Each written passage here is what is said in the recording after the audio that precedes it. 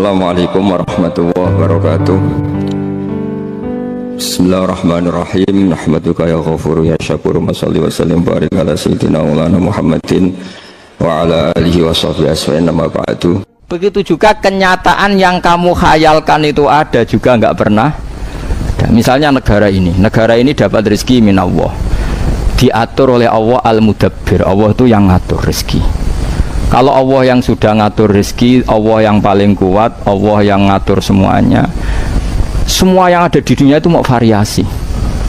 Ayo gantung no kesejahteraan negara kok bergantung presiden itu tauhidmu nang ndi? Tobat ya, paham. Yes pokoknya dojo gak ada pengeran. Soal milah ya milah sesuai istihad. Sesuai istihad. Sementing orang sesuai order, paham ya, sesuai istihad temen. Tapi kita tetap yakin al-mudabbir Allah, ar-razzaq Allah, al-fatir Allah. Sehingga yang lain tuh variasi. Kayak kula ngeten sampean sing ngaji kula kan yo kathah. Tapi aku yakin al-hadi yang memberi hidayat itu Allah. Sehingga saya tidak perlu kumo luhur di ngajeni wong ngene-ngene iki. Kabeh sing gerakno Allah. Ya sudah seperti itu. Nah, terus lalu ada orang mengatakan begini, dunia makmur itu nak sumber pangannya ada. Misalnya sumber pangan nono terus gempa apa? Mulai dari Imam Ghazali nak nyontono luwih elek meneh. Kowe nak ngeloni wong ayu kowe nak. Terus misalnya wong ayu mbok keloni terus ana gempa. Artinya omongane wong ora ono sing bener. Berarti kan kalau omongan bener ngene, ngeloni wong ayu enak, saat iku gak ono gempa, saat iku gak merengut, saat iku. Tapi nyatane wong kan mau ngomong ngeloni wong ayu iku enak. Padahal syaratnya kowe iso ngeloni enak pas sampai gempa. Kowe iso ngeloni enak pas ngamuk. Nah, semua yang dikatakan manusia itu berpotensi tidak valid karena ngomongnya sepotong, dan yang bisa gitu hanya Allah Subhanahu wa ta'ala. Sebab itu hakikat yang kita pilih adalah barang batil semua kecuali sesuai pilihannya Allah Subhanahu wa ta'ala. Lho iya toh, cara kowe dadi malaikat sing tukang nyatet rezeki, roh kelakuanem ku guyul. Ndak ada malaikat yang goblok-goblokan kita kayak malaikat tukang nyatet rezeki mbek ajal. Lah kok orang guyu piye? Misale roken ditulis, misale roken ora tenan. Misale umurem saiki piro?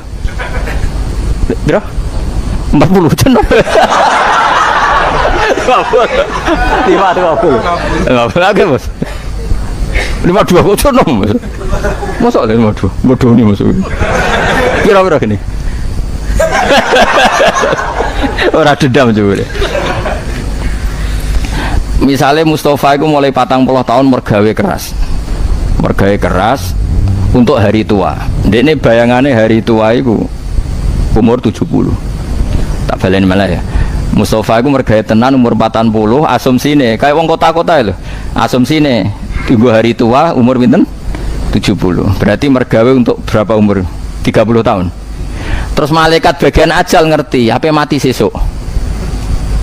Malaikat rezeki ya ngerti, wah aku sesuk pensiun, saya kira sesuk mati. Terus kamu dua niat mergawe untuk masa depan, kira-kira diguyuk gak? Bocah kok goblok ngono, ngapain mati kok? Iya tara, kira-kira. Cara aku jadi tugas malaikat itu paling seneng malaikat bagian rezeki, ben iso ngenyek. Betapa bodohnya kita. Betapa golek rezeki sing kowe ora bakal nganti hari tua. Utawa ngene. Wah, anakku tak warisi akeh ben makmur. Malaikat ngerti, anak misalnya jenenge Joni, tukang ngentekno donya. Sekali bapaknya mati didol. Sing anak wedok ya ngono, sekali bapaknya mati didol. Kowe nyifati donyaku akeh ben anakku uripe makmur, ben jelatar tok anak putu. Sementara catetane malaikat kelakuane anak tukang ngentekno donya. Kira-kira antarane sing mbok khayal mbek kenyataan dadi lelucu gak cara malaikat? Lucu. Itulah kita ini sering menghayal sesuatu yang nggak pernah wujud. Kue nyifati dunia manfaat gua anak putu kan mesti wujud. Lain di sini kebodohan kita. Mulane Allah nyifati manusia wa kanal insanu zaluman jahula. Wis akeh dolime akeh gobloke. Zaluman ora dolim biasa banget, dolime jahulan banget, gobloke. Pasti. Karena tadi kita sering berkhayal sesuatu yang nggak pernah nyata. Nah, mulane nak kowe diangen-angen niku sifate angen-angen sing diridani Allah. Misale bayangno, kenapa kok ngumpul donya? ngumpulno rahmate pangeran. Semune ngono. Jadi pangeran yo kena dinyang. Kenapa muslim ngumpulno rahmate pangeran? Nah kenapa ngayal kok tinggi-tinggi? Ngayal rahmate pangeran. Iku insyaallah pangeran maklumi. Mergo tapi ada muni untuk hari tua jari malaikat. Sesuk tak pletes kok koyo hari tua. Nah kita itu sering begitu. Padahal barang batil itu gak pernah datang. Artinya kue nganti tua itu gak pernah datang. Tapi kue ngayal tua. Nah bayangkan oke lah kalau kesalahan itu kan kesalahan dalam khayal hidup, nggak apa-apa, Allah maklumi. Celakaan kita sering salah dalam hal tauhid. Mulane disebut lakot takot to'abinakum wandolla angkum makuntum tas'umun. Hubungan sesuatu yang pernah kamu khayal itu hilang semua. Karena nanti yang nyata itu hanya Allah. Misalnya ngeten kalau ngaji teng putih-putih kalau fatwa, karena ini pasti benar, tidak mungkin salah, pasti benar. Kita zaman di dunia kan bayangkan kenal presiden itu enak, kenal menteri enak, kenal kiai besar enak, kenal orang tokoh toh enak. Oke, kalau kata enak masih benar, Allah masih maklumi. Tapi sampai yang sering bilang itu penting, kenal presiden penting banget, kenal pejabat penting banget, kenal tokoh top penting banget, kenal wong sugih penting banget. Dan kamu tidak pernah keterucut bilang sujud itu penting. Nanti setelah kamu di akhirat dipertontonkan, ternyata amal kamu yang masih hanya satu, yaitu sujud. Kenangan kamu terbaik di dunia itu kira-kira di akhirat nanti itu apa coba? Hanya sujud. Nggak ada malaikat keteror. Wah ini temannya Pak Presiden, harus kita hormati. Mana ada malaikat takut. Wah ini temannya kiai besar, harus kita hormati. Ora iso malaikat buat teror ngono. Tapi nak wong sing tahu sujud itu pangeran iso apa? Malaikat iso keteror. Ini pernah sujud.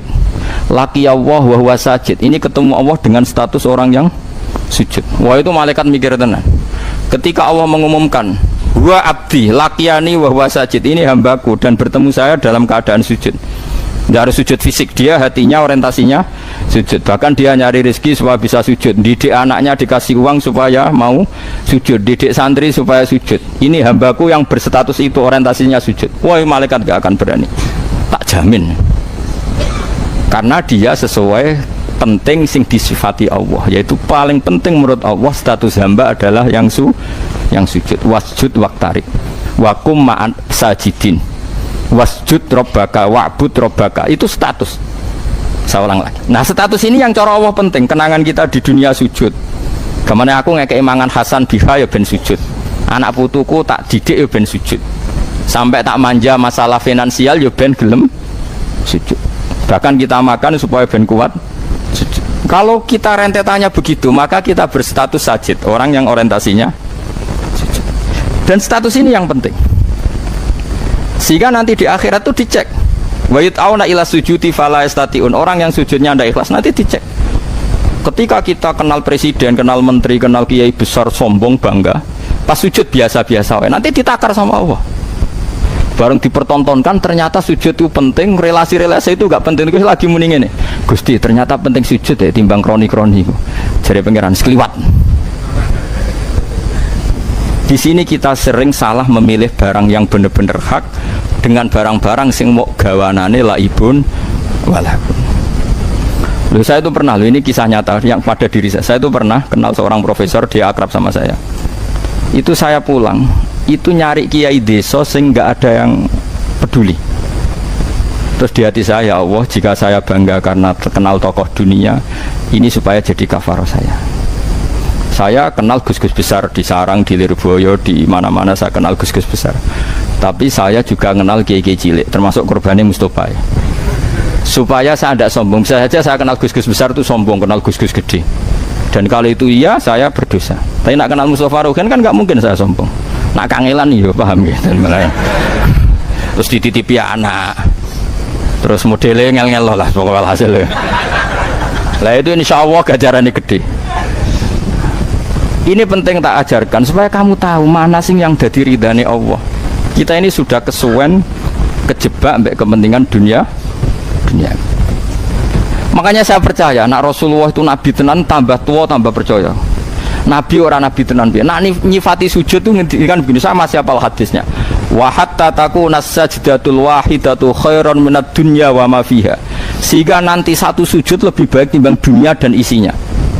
Coba misalnya Anda tidak pernah sujud, kenal presiden, kenal Donald Trump, kenal relasi seluruh dunia, kemudian kemana saja kamu pakai pesawat jet pribadi, kemana saja disambut bak seorang raja, kemudian Anda mati, pakai status apa coba kamu ketemu pangeran? Tapi kalau kamu pernah sujud di dunia, itu cek ono harapan di sepuro pangeran, karena pernah berstatus sebagai hamba, yaitu pernah apa? Sujud. Jika Nabi nyifati sujud itu khairan minad dunya wa ma fiha. Nabi pernah mengatakan, kamu harus sholat, kalau bisa sholat sebelum sholat subuh. Fadilahnya sholat sebelum subuh itu lebih baik timbang dunia dan isinya. Itu nak wong koyok kue mesti ra paham, tak jamin ra paham. Maksudnya piye? Ya iman tapi ra paham. Lah saiki tak paham no maksudnya Nabi. Kowe kenal Ruhi, kenal Mustafa ora ana gunane, tapi nak sujud iku ana gunane. Sampeyan ning akhirat yo iku sing luwih apik timbang donya saisi. Ojo kok terus aku nak wis salat sedurunge subuh terus duwe-duwe akeh, mereka kapitalis utek kok eleke ngono. Nah, kowe nak wis ngono iku matilah. Iku wis insyaallah mlebu swarga. Mulane kan aku malaikat wacana ayat iki. Kula nanti ngaji malam piro malam kuwi? Ahad apa Senin ya? Sayyidina Umar juga gitu, karena beliau adalah sahabat dekatnya Rasulullah. Dia juga persis Kanjeng Nabi, tentu ya dengan kualitas yang berbeda. Pertama Sayyidina Umar ditusuk, yang nusuk dia itu orang Majusi, Abu Lulu al-Majusi. Dia seorang budaknya Muhirah, pokoknya orang Majusi, namanya Abu Lulu al-Majusi. Dengerin ini. Ini bukti nak Umar itu waline pangeran tenan. Ditusuk itu darahnya keluar. Dia yakin mati. Itu pertama yang ditanyakan unik. Siapa yang membunuh saya? Hulamul Muhirah al-Majusi. Dia adalah budaknya Muhirah, dia orang Majusi. Langsung bilang apa Umar? Alhamdulillah alladzi ja'ala maniyati biyadi rajulin la yasjudu laka sajdah fatuhajuni biha yaumal qiyamah. Matur nuwun Gusti, sing mateni kula tiyang sing mboten nate sujud. Sing karena sujud itu dekne iso bantah kula teng akhirat. Maksudnya begini, rungokno tenan kena panjen ben bar iki kena sujud tenanan. Wis ora kudu bebo khusuk, pancen asli khusuk. Dan sujud tenanan itu ora urusan penampilan, paham nggih? Wis ora usah pesona. Maksudnya gini, rungokno tenan nggih. Orang yang pernah sujud sekali saja sungkem teng jenengan Gusti itu potensi masuk swarga. Kula niku izin, gamane ngene, Umar itu pendendam. Pendendam apa? Umar itu pendendam. Pendendam apa bisa ulang kaki. Maksudnya dekne ra rido sing mateni dekne kok mlebu swarga gak ikhlas blas. Tapi nak wong niku nate sujud teng jenengan Gusti, kula nuntut iku izin. Piye-piye tau sujud teng jenengan, karena saya tidak siap menabat pertanyaan dari Allah. Umar, wong itu tahu sujud aku mbok kon dakok neraka. Dia tidak siap dengan pertanyaan itu. Umar, wong itu tahu sujud sampai aku. Kok mbok kon aku mlebokno neraka iku piye wong tahu sujud sampai aku? Artinya dedame ora kasil, nek ditakoki pengiran ngono dekne ora siap. Padahal dekne kepengin sing mateni dekne mlebu. Makanya dia matur nuwun Gusti, yang bunuh saya adalah orang yang enggak pernah sujud, sehingga dia bisa beradu argumentasi dengan saya hanya karena pernah sujud. Paham sing maksudnya? Betapa esensinya sujud. Tapi kita enggak kesuwen. Satu ambisi, yang penting yang menang 0 sekian. Puas. Kowe sujud bedino itu nikmat terbaik Anda di dunia, ya sujud iku. Liyane itu variasi urip. Kita bernegara butuh presiden, butuh caleg, butuh ketua partai, macam-macam lah. Ketua partai apa wae sing ketangkep sing ora ketangkep tetap butuh. Itu variasi tok. Tapi kamu jangan pernah gantungkan negara ini pada itu. Negara ini pernah dijajah Belanda. Ya baik-baik saja karena diurusi pengiran. Di CU Mojopahit ya baik-baik saja. Dulu ada PKI ya baik-baik saja. Saya ini mau ono pemuda milenial ya baik-baik saja. Paling banter cobane anak pang ya baik-baik saja. Enteng ning ngarepe pengiran inna dzalika ala wahi yasir. Kowe ribet utekem dhewe ora duwe iman. Apa iku al-mudabbir ar-razzaq. Nak maca Asmaul Husna do nangis. Tapi jek iman mbek makhluk. Ayo saiki sing mudabbir Allah apa manusa? Allah. Ar-Razzaq Allah ta manusa? Wes bener imanem. Wes yakin. Enggak kira jelas. Ini rungokno tenan ya. Sehingga sahabat dulu tuh nak jenenge sujud tuh luar biasa. Sehingga kenangannya istrinya Nabi terhadap Nabi itu apa? Angger bengi sholat. Aisyah iku bojone Nabi paling ayu. Dites. Iku Nabi nak sholat tahajud iku turu mlumah ning ngarepe Kanjeng Nabi. Iku Nabi tetep sholat. Sampai jari Aisyah aku saking mangkelku iku turu malang. Iku nak Nabi sujud sikilku tak ingkret. Engko nak Nabi sujud apa nak Nabi ngadeg tak selonjorno meneh. Ki di bojo ayu ora ngarah tahajud yakin. Mulane bojomu elek maksudnya pangeran ku. Maksudnya pangeran ben apa? Tahajud. Lha wis elek jera. Subhanallah, subhanallah. Nabi ku salat nganti sikile mlentoh. Iku ning omahe Aisyah ta omahe Hafsah? Omahe Aisyah. Dulu Aisyah jaraki turu ning ngarepe. Wis kowe ora ngarah situ sujud tak jamin. Tapi kira Nabi ya pantes ae, ora Nabi ora wali. Tak baleni malih. Jadi kena cara berpikir gini. Manusa sing mbok kenal ning donya kabeh itu nanti gak nyafaati kowe ning akhirat. Sing nyafaati namung sujud sing ikhlas. Sehingga kalau dengan gitu kowe ngerti barang hak yang perlu dipertahankan ya sujud. Nah, dari sujud ini kemudian kita berpikir milih presiden yang gak ngalang-alangi sujud, milih menteri, milih. Lah itu gak apa-apa kalau terusannya gitu. Oke, saya demi sujud memilih suasana kota Islam. Memilih suasana komunitas negara yang islami sehingga tidak melarang orang sujud. Oke, saya berteman orang kaya ben iso bangun masjid supaya yang sujud banyak. Saya bina pejabat supaya mengesahkan berdirinya masjid di kampung ini. Nah itu nggak apa-apa, tapi semua orientasinya sujud. Misalnya Anda hidup di Papua atau hidup di NTT, kemudian kamu sering ke bupati non muslim, tapi demi supaya diizinkan bikin apa? Masjid. Nah, itu tidak apa-apa, tapi Allah tahu semua orientasinya sujud. Nah ini yang dimaksud Nabi Ibrahim, Rabbana liyuqimus sholat, ya Allah supaya mereka mau sholat, faj'al afidatam minan nas tahwi ilaihim warzuqhum minat tamarat. Enggak apa-apa ya Allah, yang penting demi sholat. Enggak apa-apa mereka punya uang, enggak apa-apa mereka berkelimpahan hidup. Semua itu liyuqimus sholat supaya mau sholat. Itu tidak apa-apa, tapi dibalik demi apa? Sujud. Mungkin saya ya kenal sama pejabat-pejabat, tapi dengan pejabat kenal kiai maka berorientasi ibadah. Setidaknya tidak melarang ibadah. Ya, nah kalau semua ini berarti lillah. Wes sampean ngandel kula. Lha iku jenenge innamal a'malu napa? Binniyat. Semua itu terserah niat. Nabi direwangi perang koyok ngono ya supaya sujud gak dilarang. Lah rumangsamu piye? Mulane sampai Nabi donga, Gusti, kalau pasukan ini kalah ndak akan lagi orang menyembah Engkau. Kudungane ning Badar. Ora ning ndi? Monas. Repot. Sampai ono ki sepun masa saya kafir Quraisy. repot. Nah ini saya cerita saja. Lho kula tenan, kula nu sering diamuk bojo kula nganti sakniki. Gara-gara saya itu terlalu hormat sama anak. Anak dimanja, sampean terlalu hormat be anak. Saya bilang gitu. Aku iku ora ndarani iku anakku. Sok ben sing nerusno sujudku ya anak-anakku. Aku iso ben mati. Jadi aku delok anak iki penerus sujudku, penerus rumang sama aku delok anak kaya wong-wong. Sok ben nak tuwa ngrumat aku. Bangun aku PKI halus. Nak aku wong kapitalistik delok anak ya ben aku tuwa sing ngrumat iku anak. Ben aku nak tuwa sing ngrumat putu. Iku wong fasik yo mikire ngono. Lah kita gunane apa dadi wong alim nak uteke kaya uteke wong fasik. Mestine ndelok anak iki sing terusno sujudku, iki sing terusno kalimat tauhidku, iki sing terusno tradisi mondokku. Mulane Nabi Ibrahim darani Abul Anbiya mergo dekne iku urip muk cita-citane sitok wa ja'alaha kalimatam baqiyatan fi aqibi. Ibrahim adalah orang sing sukses dadekno kalimah thayyibah fi aqibi ing dalam anak turun. Dadi Ro Ismail pelayon iki sing terusno tauhidku, Ro Ishak pelayon. Ora kaya kowe, wah iki sing terusno pabrikku. Sesuk ora anak pelayon iki sing terusno goblokku iki.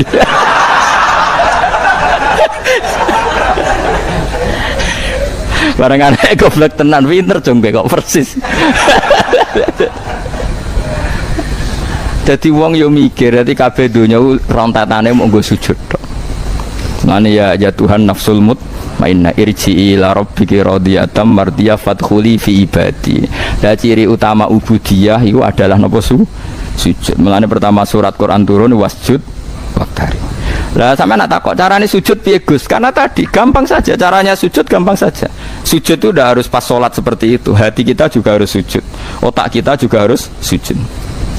Caranya adalah kita tahu semua yang ada di dunia ini hanya barang-barang sing horor itu banyak nipunya. Yaitu tadi, misalnya saya mengatakan uang itu penting. Sebetulnya itu kalau kalimat ini kan batal. Misalnya, saya uang ini penting karena bisa melakukan apa saja. Dengan uang misalnya bisa dawat cewek cantik. Tapi sekarang faktanya punya uang banyak tapi rano wong ayu. Dengan uang saya bisa makan apa saja. Misalnya kamu punya uang miliaran tapi Allah tidak bikin beras, tidak bikin sate, nggak bikin apa.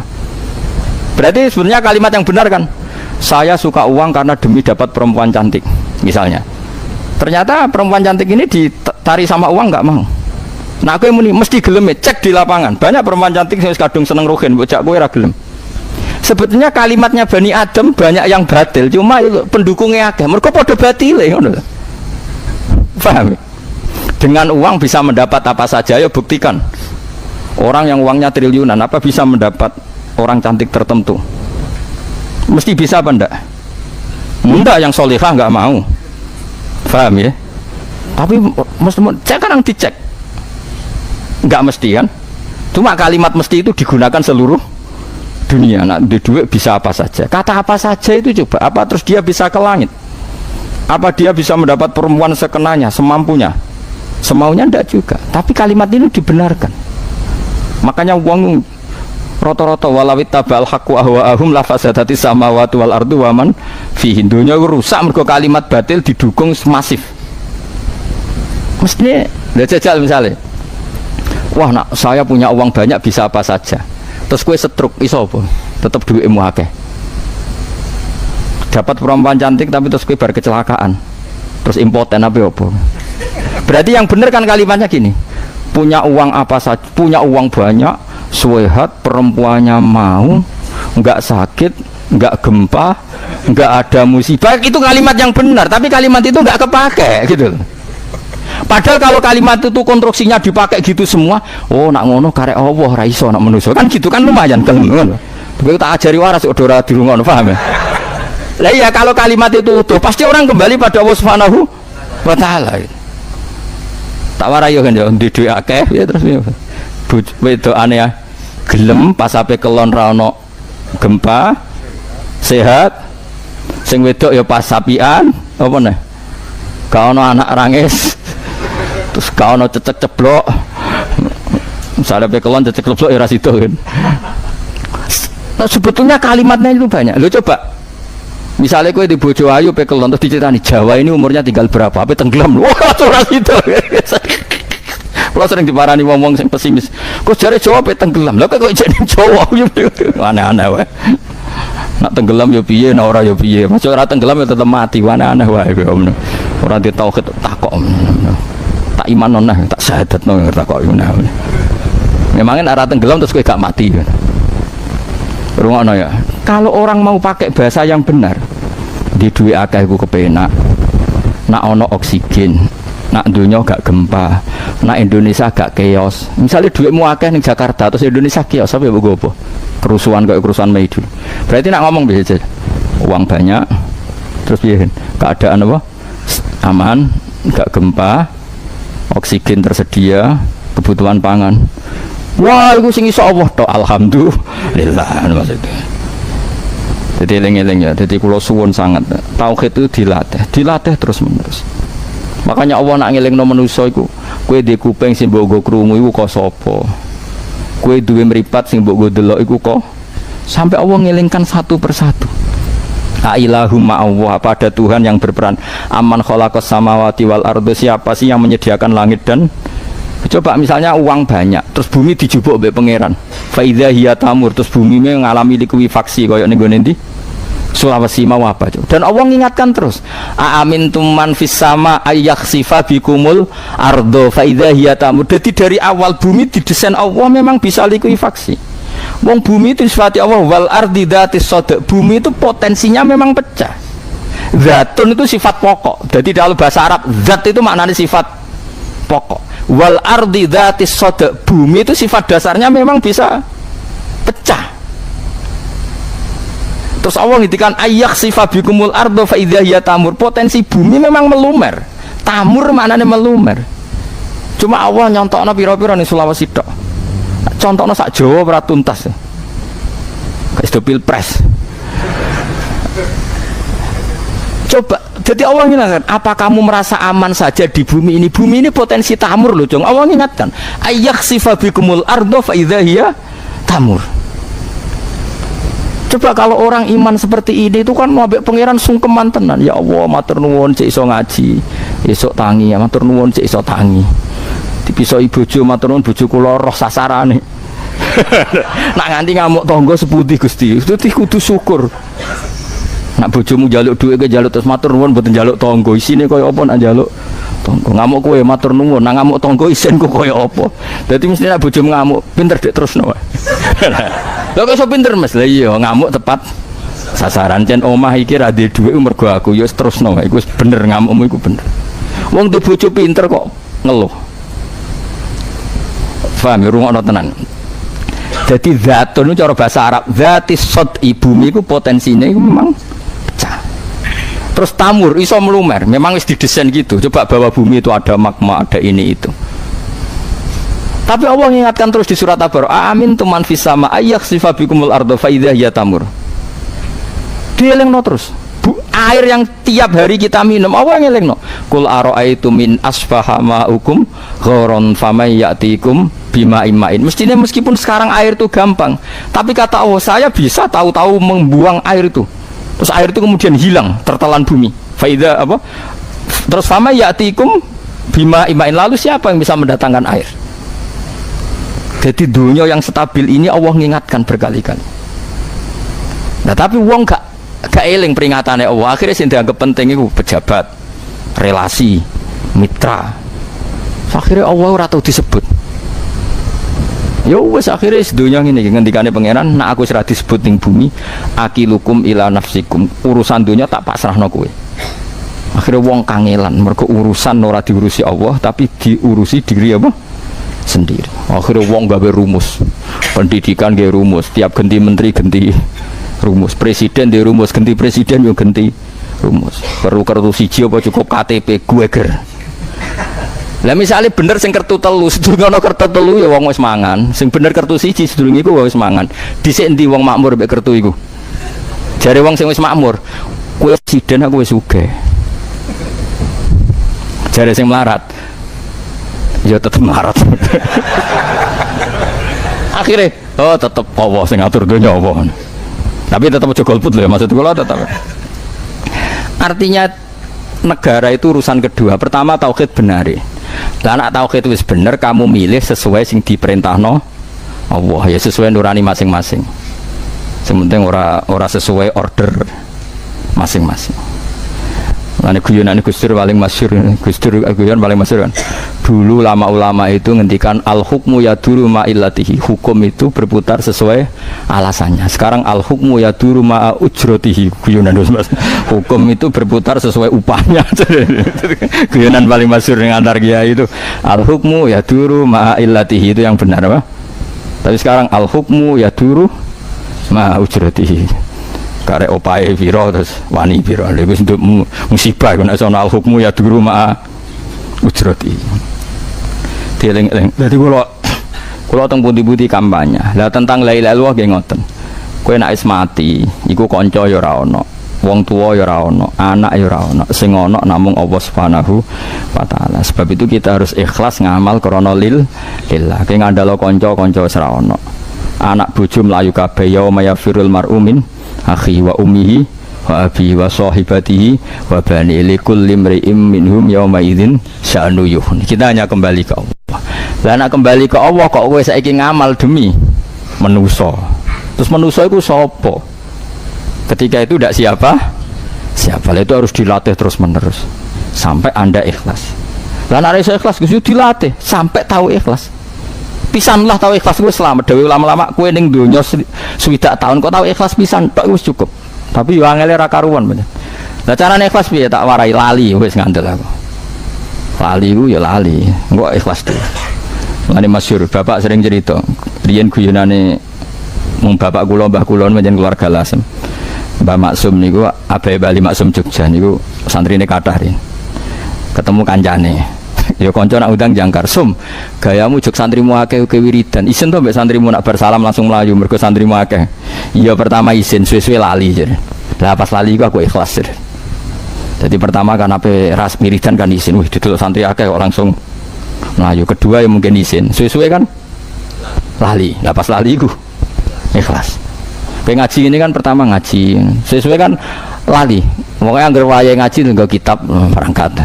Pertama kan gak. Pertama akan perhitungan ya. Ya gue orang ikhlas. Nah lali gue ikhlas. Mau bener paham tambah ikhlas. Paham tambah ikhlas. Kan gak dikarep apa? Nah, ciri utama ikhlas juga duwe. Gak dikarep. Jadi eling-eling ya. Jadi barang batil itu ora tau wujud. Kayak loro tambah loro 15 itu gak tahu wujud. Yesus pangeran ora tahu wujud. Lata Uzza pangeran ora tahu wujud. Itu dimaksud napa? Kul ja'al haqqu wa ma yubdi'ul batil wa ma yu'id. Dadi barang batil ora tahu wujud. Maknane nak sing nganggep wujud akeh tapi hakikate gak tahu wujud. Paham ya? Jadi kok wow 1 tambah 1 kok 12 itu ndak pernah wujud. Lah sing wujud hak namung Allah Subhanahu wa taala. Dadi nyaman lah. Lah mulane nek ana salah dawuh Nabi, umpama aku salah ya salahku dhewe jare Kanjeng Nabi. Umpama, maksudnya Nabi tentu gak akan salah. Artinya ngene, nek ana salah ya salah wonge, wong barang ya kayak tadi. 1 ditambah 1 itu 2, benar ya? Ditambah 1 tambah 1 4 itu ndak ada. Tapi saya ngomong ngono iku ono, misale cah cilik, ngarep matematika salah. 1 tambah 1 ditulis 4 utawa ngedan ditulis 18 malah, paham ya?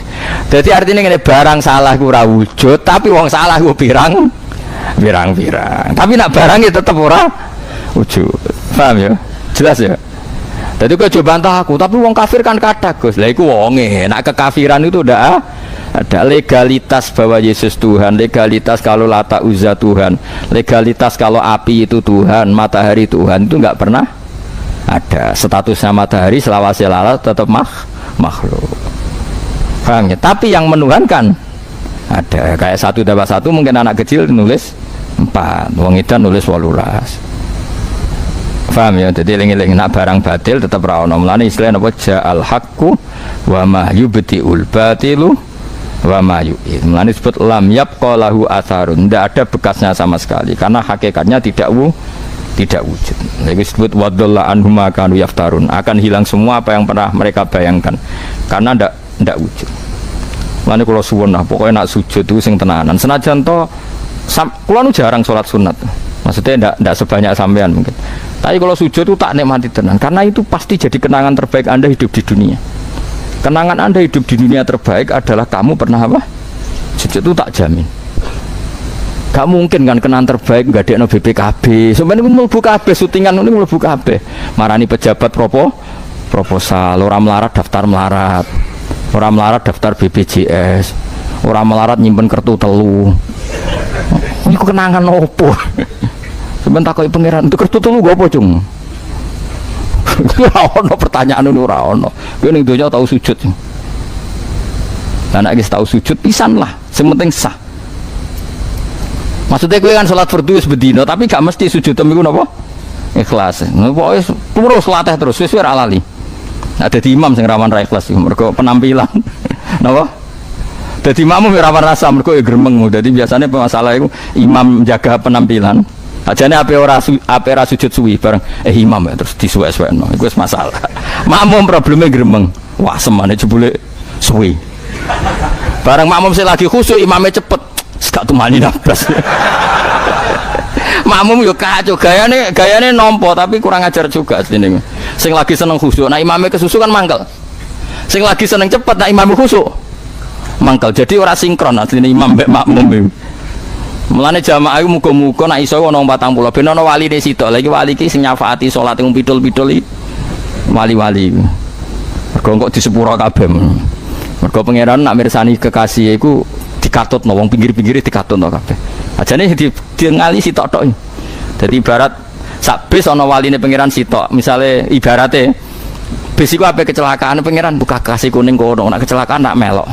Padha salat iki sak musala bedukan iki salate ra ketompo tapi ana sitok kekasih pangeran. Saiki rombongane yo kira ditompo kabeh. Sempidol-pidol melok ditampa. Ngene iku alasan Imam Syafi'i kenapa Jumatan kon wong 40. Jadi kalau sekumpulan orang 40 itu pasti ada walinya satu. Kira usah takok sing ndi sing elek biasane. Seneng mau takok.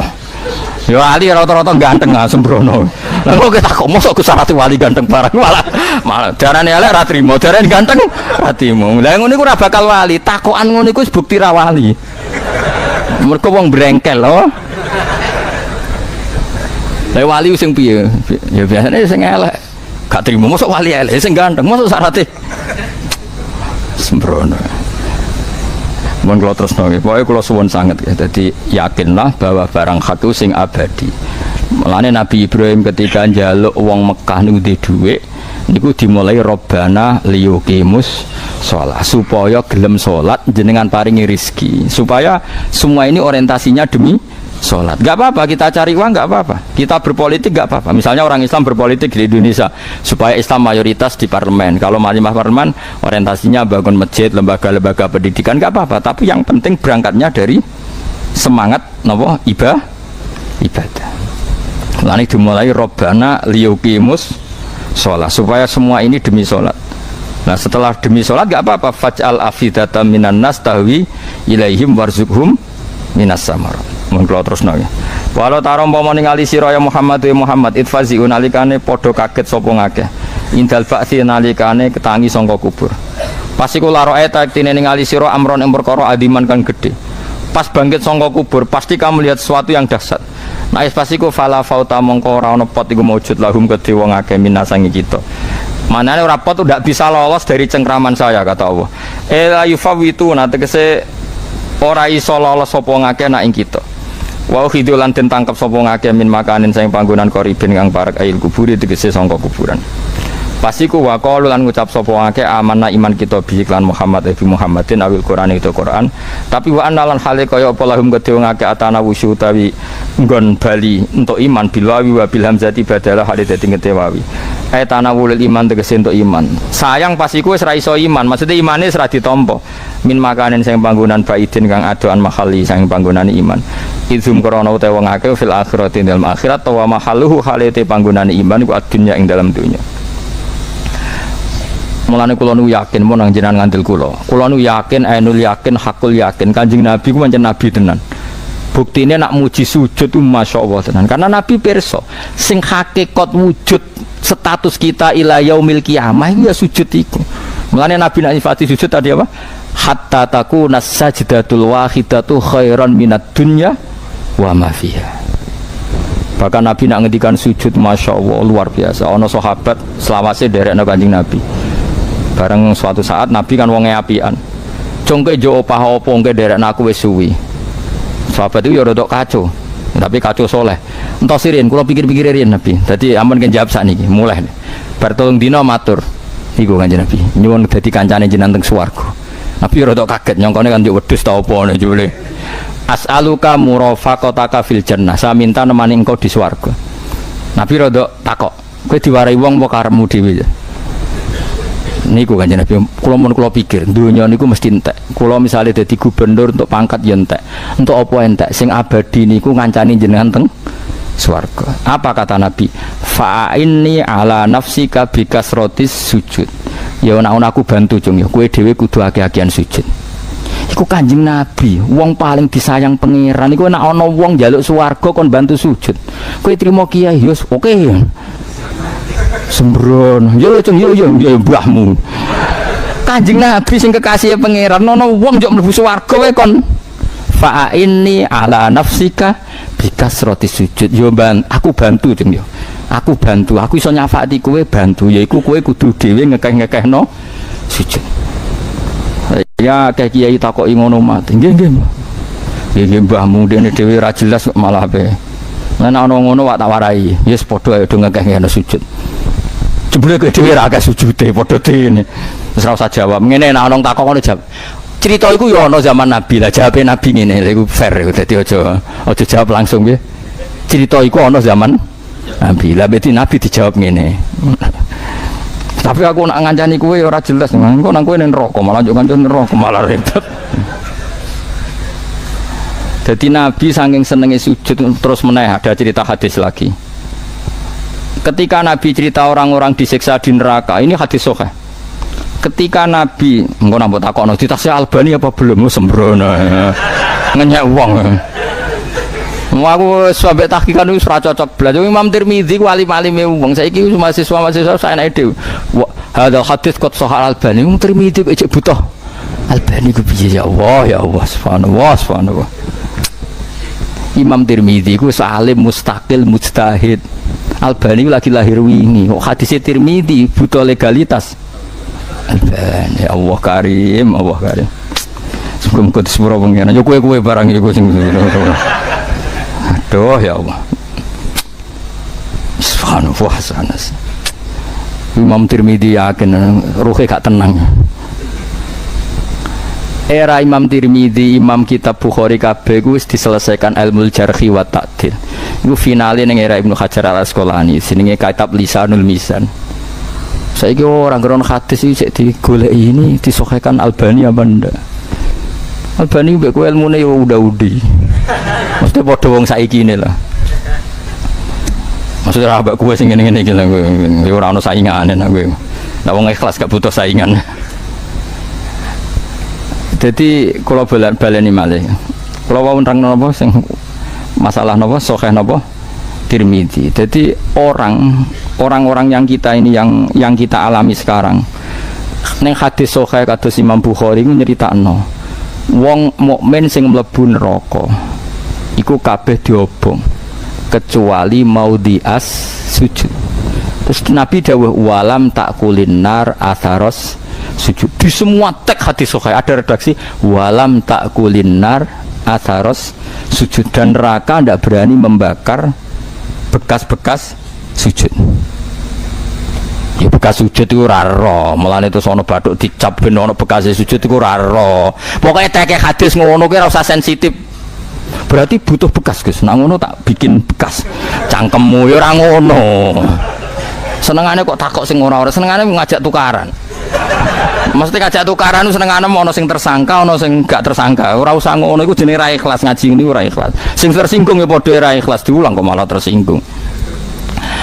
Allah piyambak sing pirsa, pokoke Allah dawuh simahum fi wujuhihim min athari sujud. Sampeyan malaikat ku niteni wong apik ora iku didelok. Ana asari sujud ta ora? Atus asar sujud ana sing maknani baduke ireng misale. Ana sing maknani asar sujud ora ngono iku. Sampeyan ning akhirat ku ana nur sing dadi ekspresi tau sujud wong padha ra roe. Terus ana sing nafsekno asari sujud iku maknane nek bar sujud terbukti ora maksiat iku berarti sujude tumawa. Nek bar iku tetep korupsi, tetep maksiat berarti sujude ora ana gunane. Mergo sujud iku tanda adil fahsai. Iku ya ana ulama sing muni ngono padha ra roe kok debat. Tak waraine sitok-sitok. Ayo, pokoke pangeran dawuh sampeyan sing ra kena siksa iku bekase. Ayo saiki. Misalnya ada orang tak bilang ini, rungokno yen, tak warai carane ilmu lughat. Dia sekarang sudah tidak minta-minta lagi. Akibat punya kartu 3. Udah sing sitok muni kartu apa? OCO apa? Iki sing apa? Iki balane iso. Oh sih. Apa? Apa? Oke, udah iso ngono kok. Wes tak warai, wes wong donya lah ibu nek kowe tenanan dol. Sehingga ulama dulu itu rileks-rileks, termasuk yang saya ceritakan tadi, Imam Ahmad, Imam Syafi'i, itu melihat apa saja rileks. Ya tadi kalau disenangi orang ya barokah, punya kawan kebaikan, nak dineng ya barokah dineng di gedingi tonggo rada utang, ngeranjuk tulung gitu. Jadi rileks saja. Masyhur itu Imam Syafi'i ngendikan waman asa'a ilaika faqat atlakoka. Orang yang berbuat buruk sama kamu, hakikatnya adalah membebaskan kamu. Atlako itu apa? Membebaskan. Enak gak jadi hidup gitu? Kalau kamu kan enggak, kok gedeng aku salahku apa? Malah kamu ujub dong, orang kok gak tahu salahnya. Kamu jadi suami, istrinya ngomel, kurang apa saya sebagai suami? Ya kurang banyak, tidak ganteng, tidak kaya, ada ini. Malah kalau diterangkan malah parah toh. Ya sudah rileks saja, kalau dia ngomel ya tadi, alhamdulillah dapat pahala tanpa apa? Dia ya. Terus ngomel kan butuh energi, paling yang tidak kuat 3 jam. Nanti juga berhenti apa? Terus ambil nilai positifnya, misalnya ngomel sama suaminya, bagus lah. Kalau ngomel sama tetangga malah kayak apa gitu aja. Jadi ulama dulu itu gampang sekali melihat hidup. Rasulullah ya gitu, melihat hidup tuh gampang saja. Ketika tanya, ya Aisyah apa ada sarapan? Tidak ada ya Rasulullah, ya sudah saya tak puasa. Jadi enteng saja. Kadang-kadang beliau ingin puasa, ya puasa sunat, ada sarapan nggak jadi puasa. Rileks. Nabi itu rileks. Kalau ngajari kebaikan juga rileks. Nah sekarang itu banyak orang yang karena mungkin kurang baca, Islam itu kayak menjadi aturan yang bengis, yang repot, yang mengekang. Itu tidak ada seperti itu. Yuridu wa bikumul yusra wala yuridu bikumul usra. Allah menghendaki agama ini mudah. Sehingga ada sahabat di Imami Mu'ad itu baca Baqarah. Sahabat ini pekerja petani, mufarokoh ditinggal. Ketika Mu'ad lapor, ya Rasulullah ini ada orang munafik, tengah-tengah sholat mufarokoh saya ditinggal. Yang disalahin itu tidak yang ninggal tapi Mu'ad. Afattanun anta ya Mu'ad, kami itu tukang fitnah. Masa ngimami petani pakai surat Baqarah? Jadi yang disalahkan ini imamnya. Kalau kamu jadi imam, sholatnya ya yang cepat. Makanya terus banyak orang kecepatan karena tadi. Jadi Nabi itu enteng sekali. Jadi apa ya, Nabi itu beda dengan yang kita bayangkan beda. Nabi pernah ngaji di masjid, kemudian ada tetangga lewat pakai cangkul ke kebun. Semua sahabat gerutu. Ini orang tidak benar, ada Nabi ngaji ditinggal saja ke kebun, tidak ikut ngaji. Jawabannya Nabi tidak, itu bagus, itu ikut sunnah saya. Kenapa ya Rasulullah? Dia kerjanya nyari halal. Dan untuk menghidupi keluarganya itu juga ajaran saya. Sehingga yang ngaji ya ajarannya Nabi, yang nggak ngaji karena kerja mencukupi keluarga juga ajarannya Nabi. Segampang. Oh, kalau kayaknya kamu kan, wes gak roh akhlak kan gitu. Nabi rileks saja Nabi. Sampai bisa lihat itu di Ihya, di bab Fadhailul Kasbi. Makanya ini penting sekali supaya orang itu berpikir Islam atau mendakwahkan Islam itu berdasar sanad. Ya, yang mutasil yang pernah dilakukan Rasulullah SAW.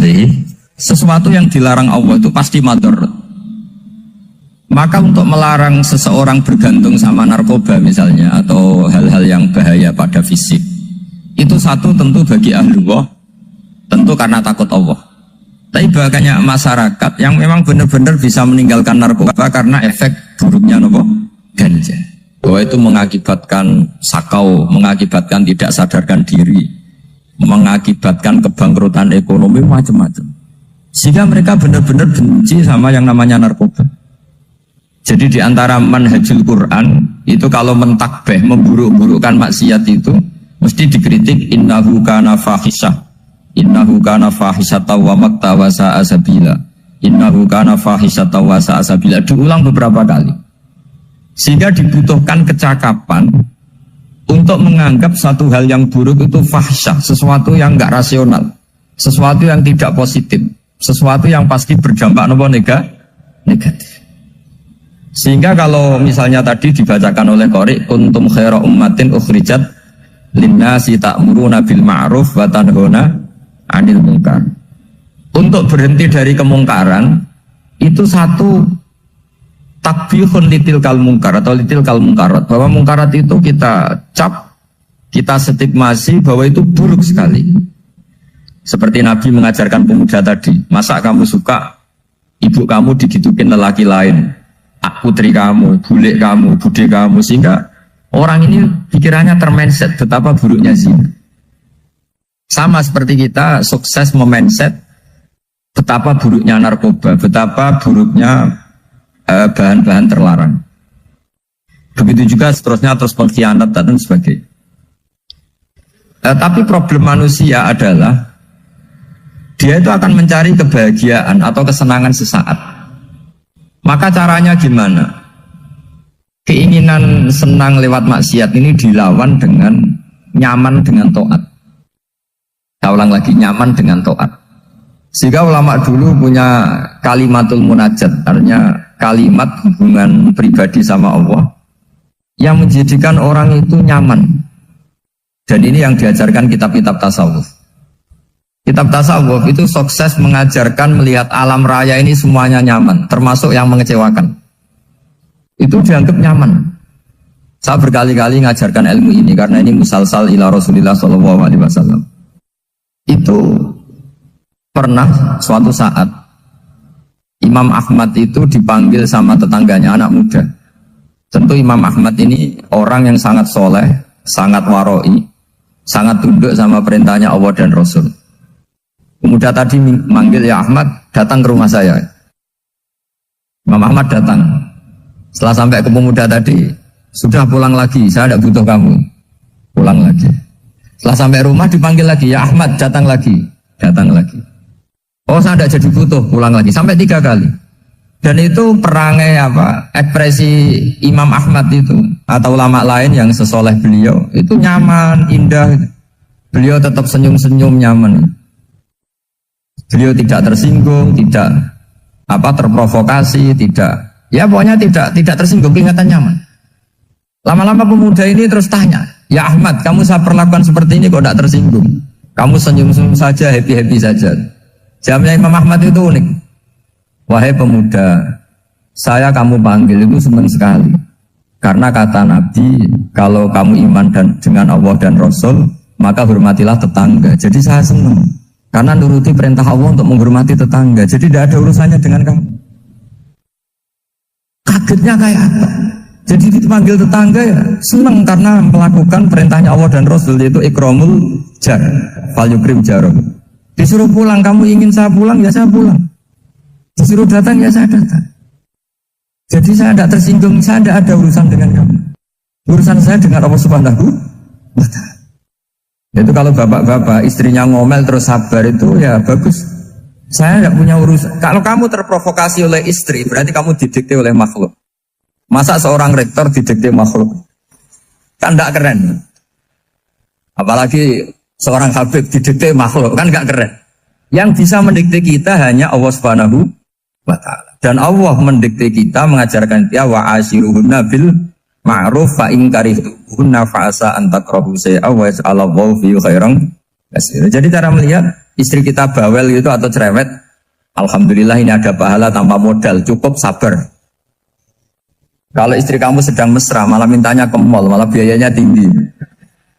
Murah mana dapat pahala dimarahin sama saat mesra minta ke mall? Milih yang pertama kan? Nah ya itu tidak usah modal. Ya gitu aja. Jadi kalau istri sedang marah bawel, anggap saja ini rezeki. Dapat pahala tanpa apa? Biaya. Nah kalau pas rukun malah nantang ke mall, biayanya malah tinggi. Jadi ulama dulu itu melihat dunia itu happy. Pernah Imam Syafi'i dikasih tahu, orang yang tadi nyium tangan kamu ya, itu di luar menghujat Anda. Jadi dia sopan hanya di depan Anda, kalau di luar menghujat Anda. Jawabnya Imam Syafi'i lucu. Ya baguslah. Yang cerita ini kaget. Kenapa bagus ya Abu Abdillah? Kalau manggil Imam Syafi'i ya Abu Abdillah. Ya berarti saya masih wibawa, di depan saya tidak berani katanya. Jadi dipandang enteng saja. Jadi kalau kamu di depan kamu istri kamu tidak berani belanja, tidak ada kamu belanja banyak, anggap saja Anda wibawa. Jadi enteng saja. Pernah Imam Syafi'i dikasih tahu, separuh dari kampung Anda itu gak suka kamu. Ya bagus lah. Kenapa? Oh nak rukun malah bakal utang katanya gitu. Kira-kira yang utang itu yang rukun apa yang neng-nengan? Yang rukun. Jadi enteng saja. Masyhur itu makalahnya Imam Syafi'i. Waman asa'a ilaika faqad atlaqaka. Orang yang berbuat buruk sama kamu berarti membebaskan kamu. Kalau saya sedang nenengan sama Habib Hasan Toha Putra, beliau naik Alphard gak nawarin saya sah karena baru nenengan. Tapi kalau sedang rukun malah harus repot mana? Rukun sama tidak rukun? Repot rukun sebetulnya. Jadi Imam Syafi'i itu happy saja. Kalau sedang rukun sama tetangga ya dianggap rukun itu satu kenikmatan. Sedang tidak rukun ya dianggap satu kenikmatan. Jadi orang dulu itu serilek itu melihat dunia. Kalau kita kan enggak, ego. Wah saya ini suami kok dimarahin istri. Wah ini egonya bangkit. Padahal egonya bangkit itu ada kebodohan di situ. Yaitu seorang rektor didikte seorang istri, seorang makhluk. Apalagi kalau Anda daftar wali itu tidak akan jadi wali. Ini wali kok tunduk sama makhluk. Karena didikte apa? Makhluk. Maka Imam Ahmad ketika tetangganya bully gitu ya santai saja, beliau happy. Ketika pemuda tadi eskal janggal, kenapa kamu gak tersinggung ya Ahmad? Memangnya saya harus tersinggung gimana? Kan tak panggil tidak jadi, tak panggil tidak jadi. Hei pemuda, saya ini tidak punya urusan dengan kamu. Saya nuruti kamu karena perintahnya. Saya senang melakukan perintah Allah, harus berbaik sama kamu. Sampai 3 kali.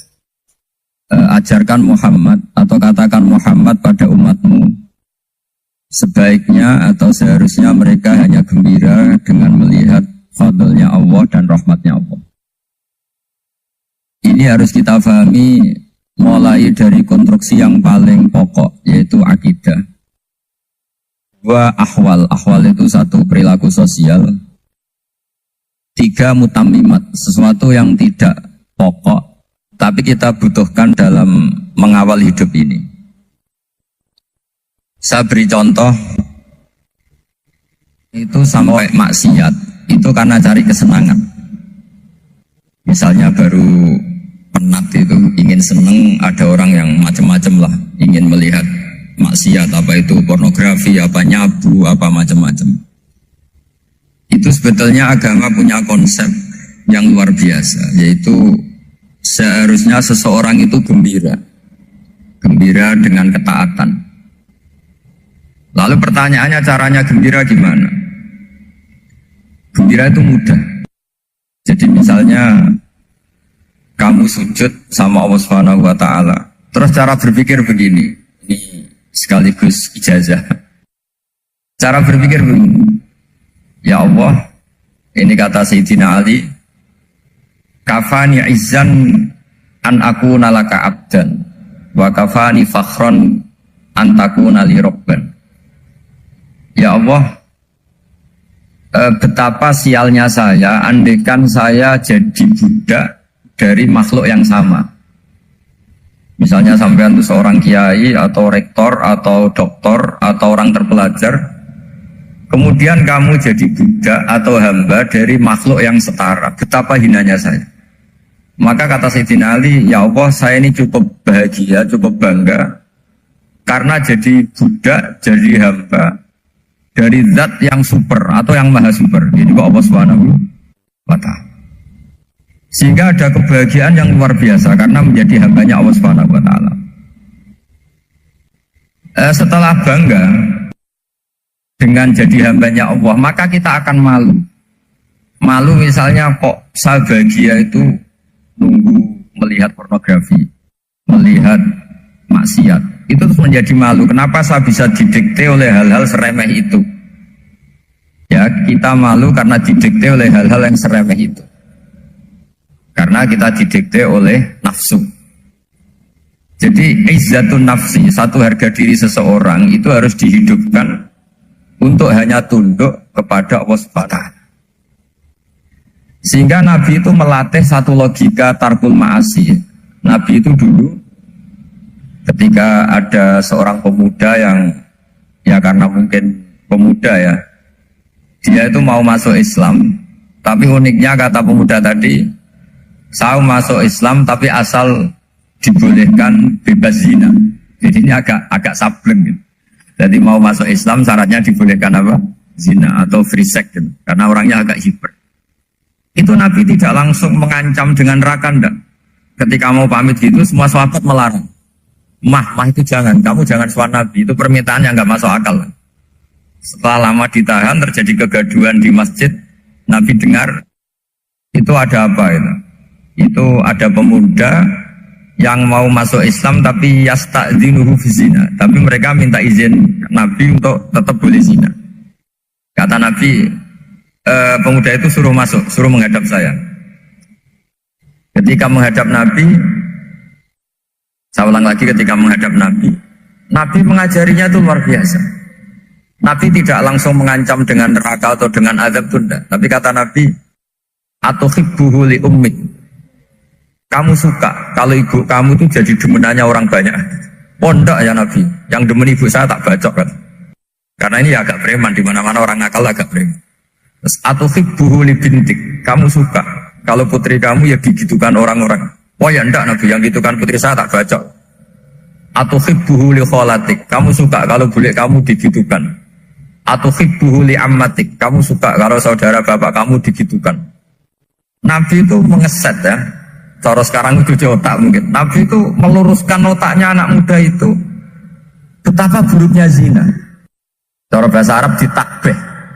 Betapa buruknya zina. Kamu suka kalau korbannya ibu kamu, putri kamu, bude kamu, bule kamu. Sehingga orang itu matur ya hasbuka ya Rasulullah, ini sudah cukup. Saya tidak pernah melihat sesuatu seburuk zina. Jadi fa'alqallahu fi qalbihi bughda zina. Kemudian Allah meletakkan di hatinya, menanamkan benci zina. Sehingga akhirnya pemuda tadi menjadi iffah, menjadi menghindari zina. Artinya begini ya, ini mungkin yang lolos dari para kita sebagai dai, kita tidak belajar banyak tarbiyahnya Rasulullah Shallallahu Alaihi Wasallam. Jadi kalau kita benci maksiat, itu jangan hanya ditakdir, ditakutkan neraka, itu enggak. Jangan hanya itu, tapi di logika. Jadi kalau kita menghindari maksiat, itu selain karena takut azab, itu ada logika, ada rangkaian pikiran yang menjadikan kita anti satu perbuatan apa maksiat. Jadi misalnya gini ya, kira-kira ginilah kalau contoh gampang itu. Ada orang gitu ya, nyanyi dengan pakaian yang mungkin pornografi gitu. Mungkin pemuda-pemuda ingin melihat itu, tapi bisa diobati gini. Kok enak dekne mergawe kok tak bayar, ya aku kehilangan duit. Meskipun dengan logika yang agak serampangan, yang penting menjadi kita ini punya harga diri untuk tidak tergantung hal-hal seperti itu. Sehingga Nabi itu cara menggambarkan tadi mulai atuhibbuhu li ummah, kalau ibu kamu jadi demenannya orang lain. Pemuda tadi bilang yang demen ibu saya sabu. Ditambah lagi atuhibbuhu li bintik. Bagaimana kalau korbannya putri kamu, bule kamu, bude kamu. Sehingga terus si pemuda tadi betapa buruknya zina, betapa murahnya zina. Akhirnya pemuda tadi al-qawwa fi qalbi bughda zina. Terus kemudian pemuda tadi itu sangat membenci dengan apa? Berzina. Nah, pikiran-pikiran seperti ini harus kita tanamkan. Harus kita tanamkan supaya orang itu benci melakukan maksiat karena satu memang takut suhtullah, takut dibenci Allah atau dibenci Allah. Dua, memang logika kita mengarahkan tidak maksiat. Saya beri contoh ya betapa pentingnya mindset ya, cara berpikir. Orang itu menjadi kikir itu karena nganggap hidup itu lama dan uang itu penting. Kalau zaman Nabi itu sederhana kalau melihat hidup.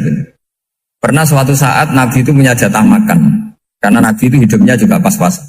Jadi Nabi itu unik. Beliau di satu sisi kaya raya, bisa ngurmat Abu Hurairah, Ammar, Suhaib.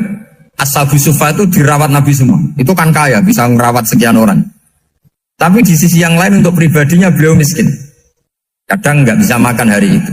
Tapi di saat yang sama bisa merawat Ahlus Sufa. Jadi keliru kalau orang hanya cerita Nabi itu miskin, untuk makan dirinya aja susah. Itu keliru. Kelirunya kalau tidak diteruskan, tapi Nabi mampu menghidupi Ahlus Sufa. Singkat cerita jatah makannya Nabi itu dikasihkan orang ketika Nabi ditanya, ya Aisyah, makanan jatah saya di mana? Oh ya Rasulullah, tadi ada orang minta tak kasihkan, maka makanan itu habis. Apa kata Nabi? Kamu salah Aisyah. Yang kamu kasihkan itu justru yang masih. Ya yang kamu kasihkan itu justru yang masih. Sehingga Nabi menganggap, makanya Nabi terus ngendikan, ya kalau mukhatabnya lelaki ya kira-kira begini.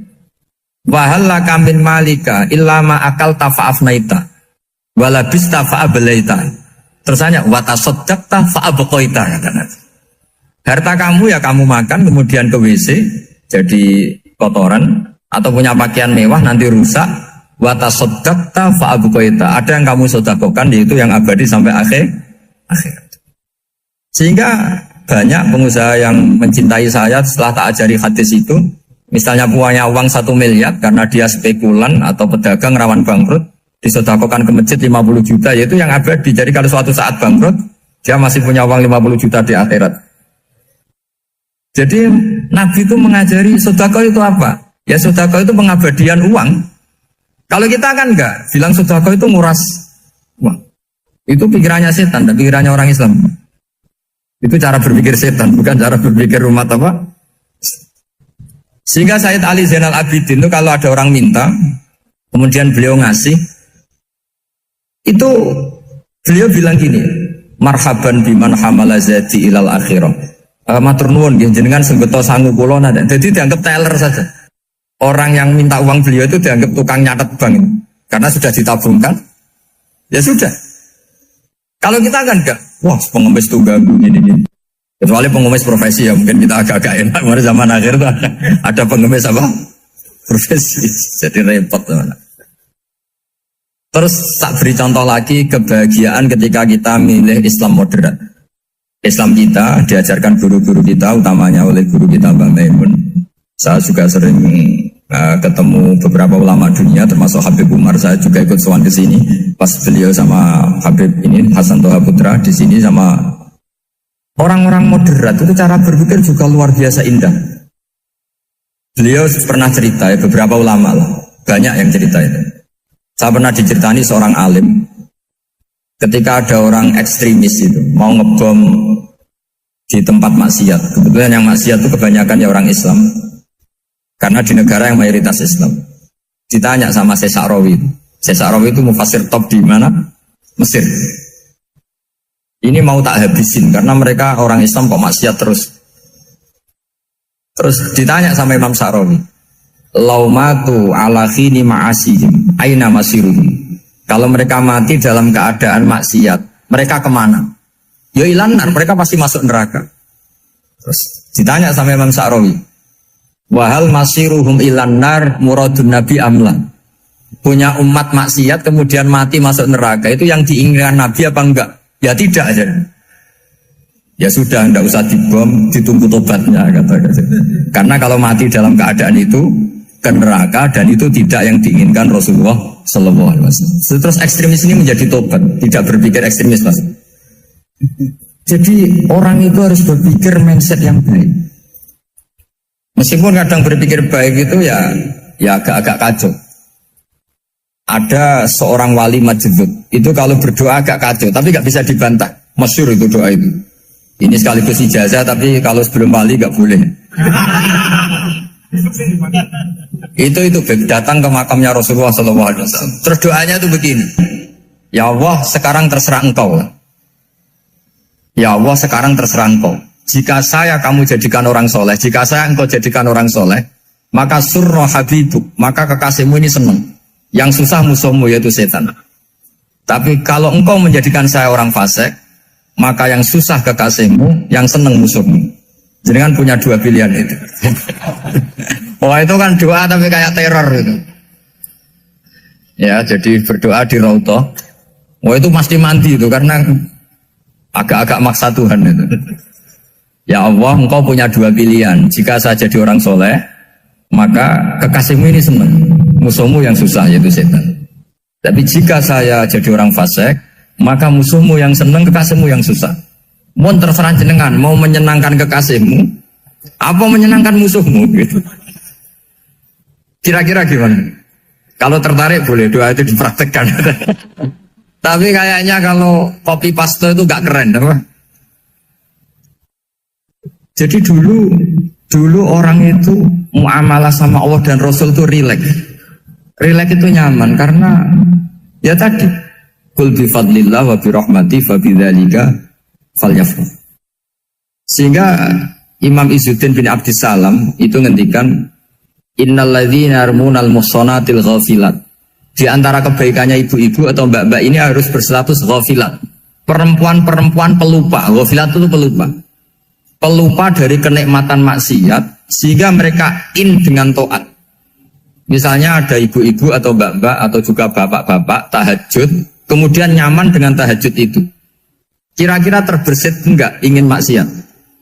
Enggak kan, karena sudah nyaman dengan tahajud, dengan taat.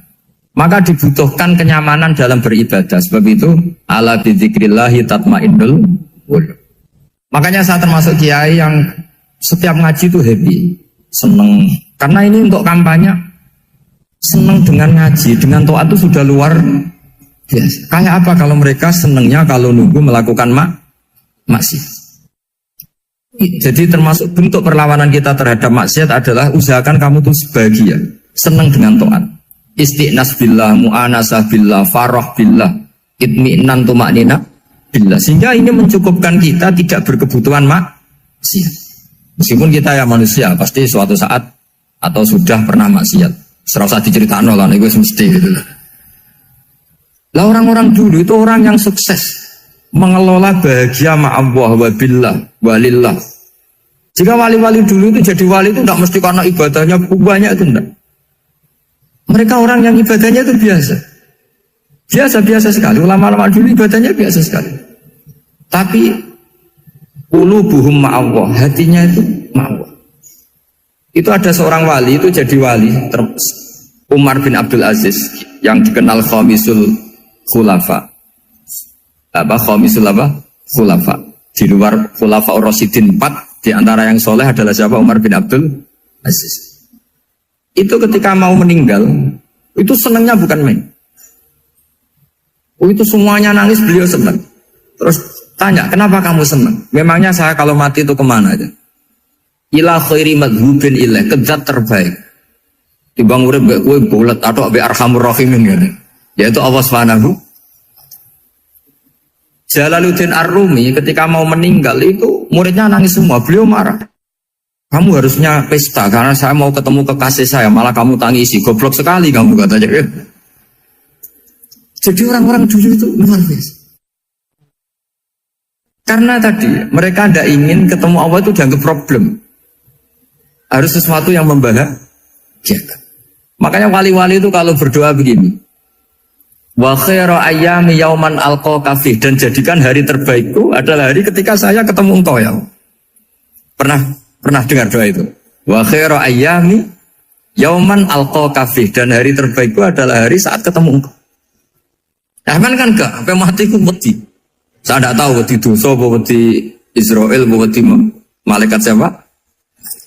Mungkar nakir. Sebenarnya tidak perlu seperti itu. Karena cara pandang Nabi itu ini bisa dipraktekkan. Kalau kamu orang baik, mati artinya apa? Ya baik.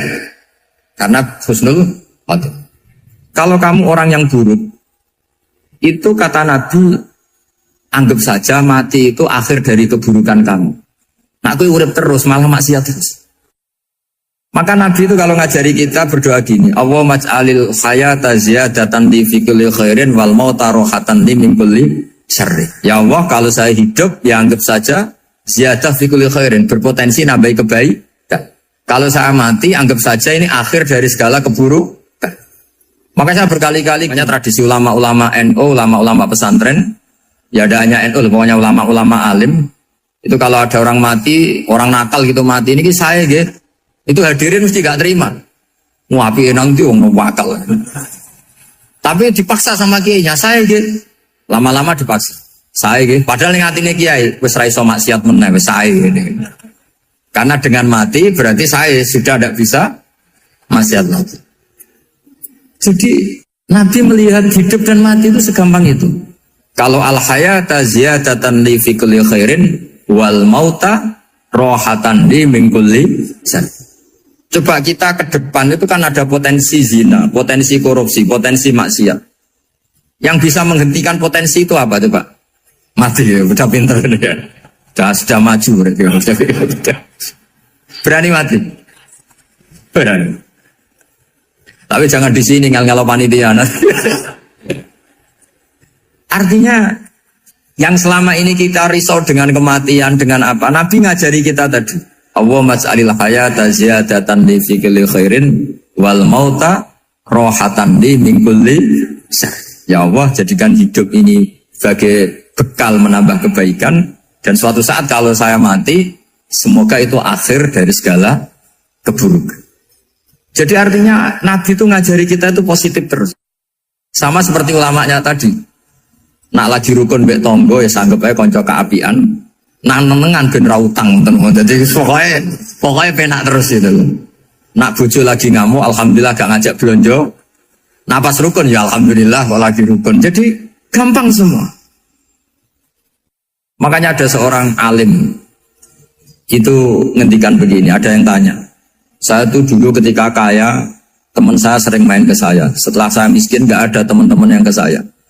Dikira si Habib ini kebetulan orangnya Habib itu mendukung keluhan dia. Ternyata enggak. Si orang alim itu bilang gini, malah bagus toh gitu. Kowe wis melarat buruhe wong.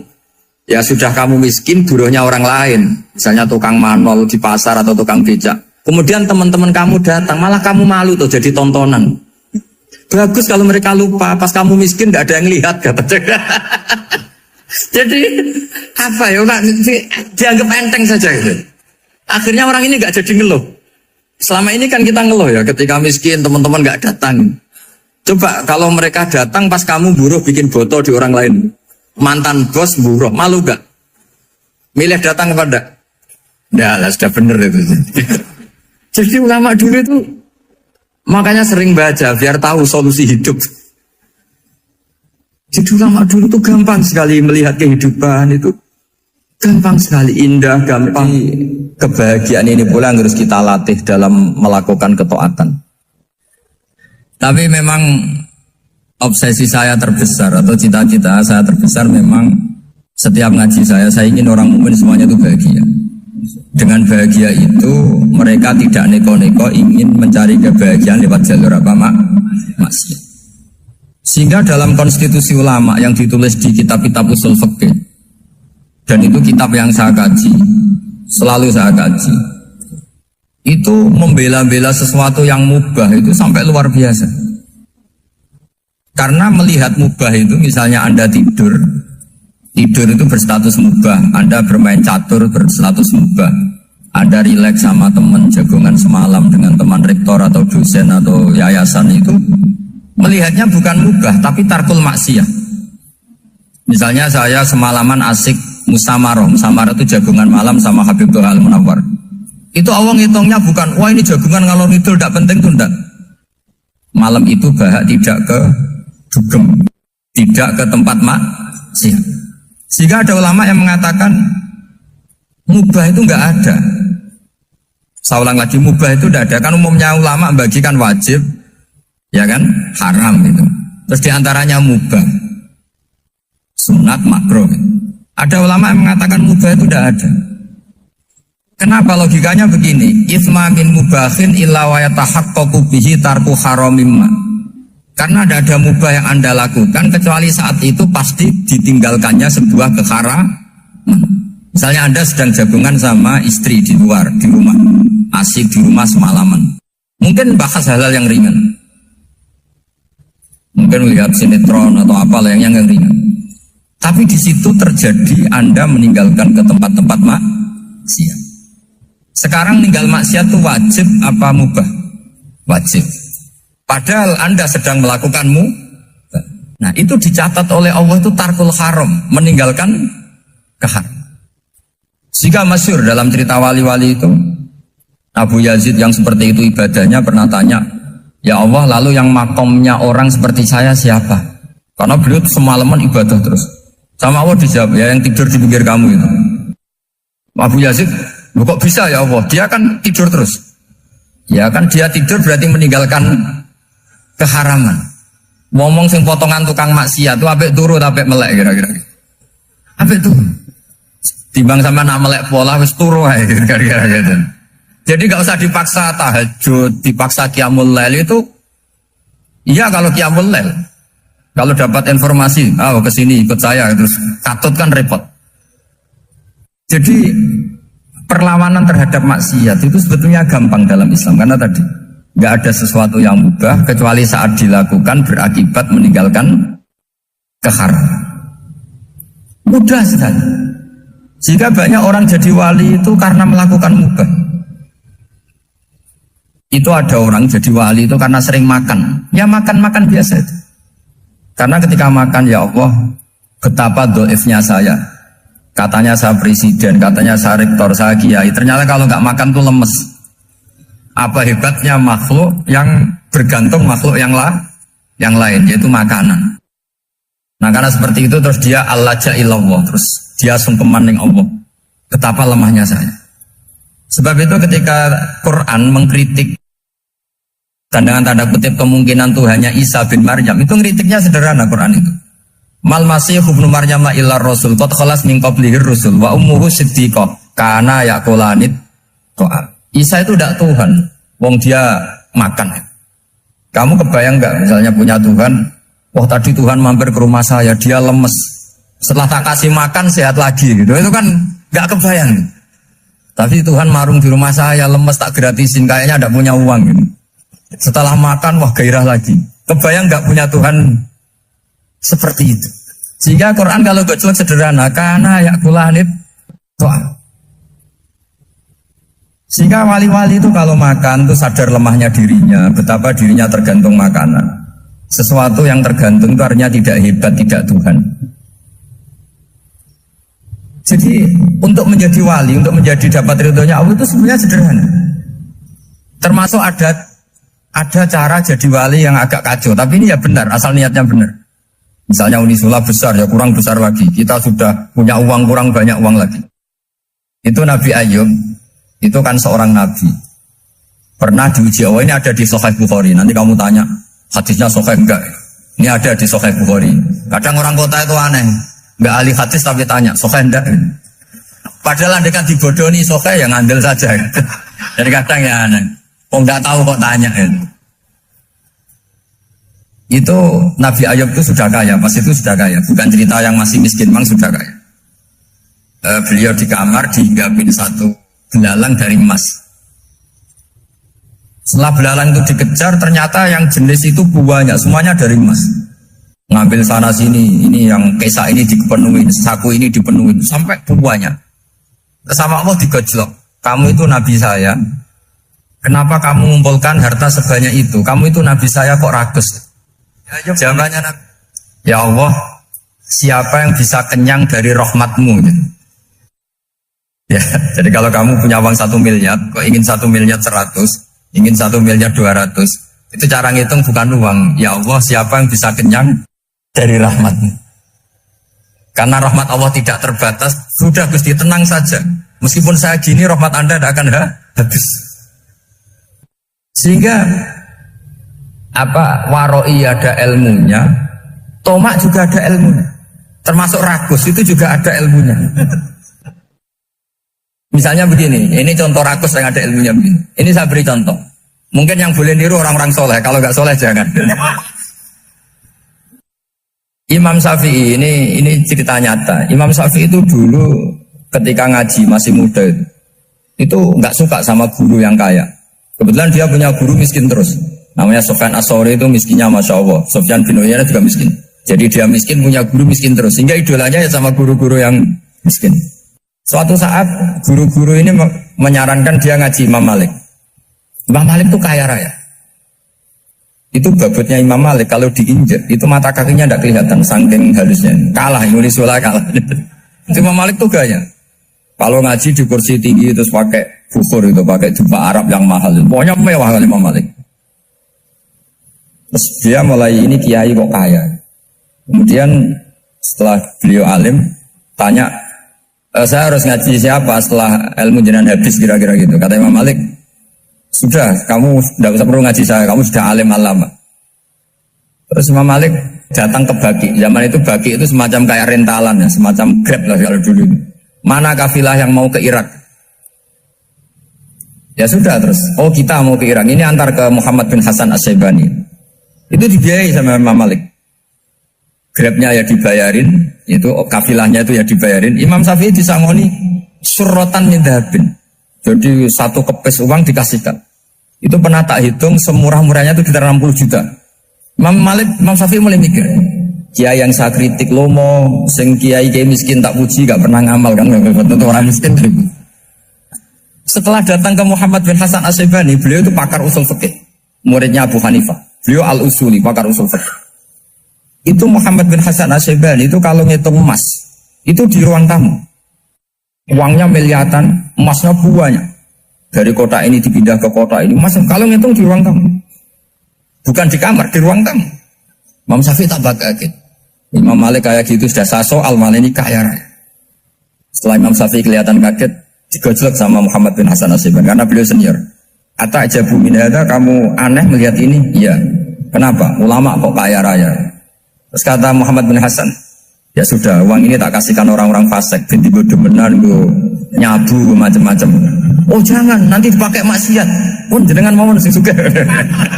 Semenjak itu Imam Syafi'i rubah mindset. Jadi kalau kampus ini ingin akreditasi A, ingin mulia, ingin apa, kamu ridho kalau yang punya prestasi seperti itu adalah orang-orang fasik. Ridho enggak?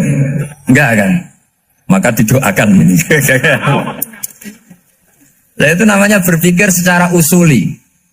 Kamu jangan hanya nuruti karena berpikir waroi terus kamu benci kekayaan. Kan tidak bisa seperti itu. Karena pangkat dan kekayaan ketika dikelola secara kesolehan maka akan menjadi energi positif yang luar biasa. Semenjak itu Muhammad bin Hasan Asy'ibani berhasil mendidik Imam Syafi'i. Sampai akhirnya keterusan Imam Syafi'i berpendapat kalau orang Islam bisa bikin rumah tingkat kok punya rumah reot itu haram. Akhirnya keterusan. Kalau bisa jadi bupati kok jadi ketua RT juga haram. Karena al-Islam ya'lu wala yu'la alaih. Islam itu luhur bukan bisa diluhurin. Sehingga rata-rata orang Syafi'iyah termasuk kiai-kiai Indonesia itu rata-rata ya agak-agak politikus. Ya agak-agak kedonyan, mungkin sebagian kedonyan tenar gitu. Karena gak ridho gitu loh. Kalau kesempatan itu dikuasai orang fasik kemudian menjadi kekuatan maksi. Coba kalau bupati itu orang yang fasik. Kemudian programnya supaya rakyat seneng semalaman dangdutan yang purno misalnya. Supaya rakyat seneng dibolehkan dugem, dibolehkan judi. Tapi kalau yang jabat orang soleh kan ada beberapa perda yang menolak penyakit apa? Masyarakat. Jadi kamu jangan melihat bahwa kepangkatan ini hanya sebagai alat korupsi, alat otoriter, enggak. Asal kena orang soleh, maka ini menjadi energi kesolehan atau energi positif.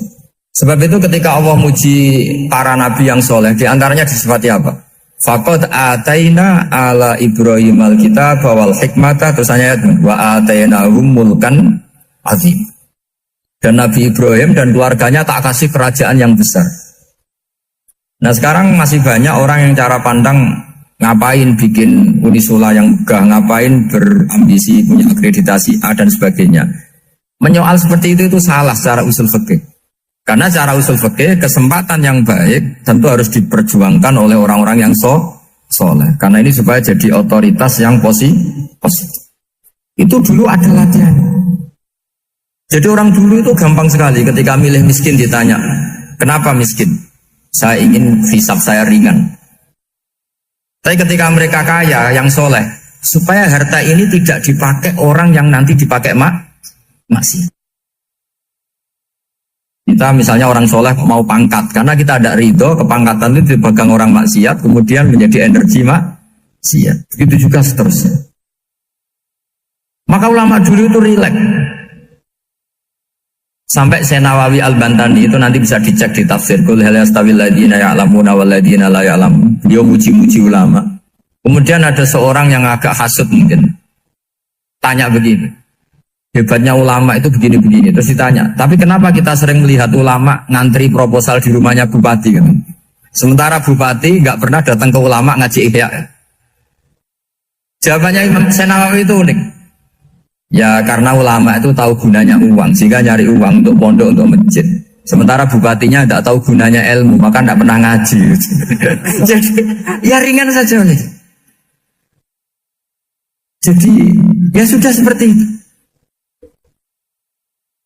Jadi kalau ada ulama kedonyan, anggap saja karena tahu gunanya uang.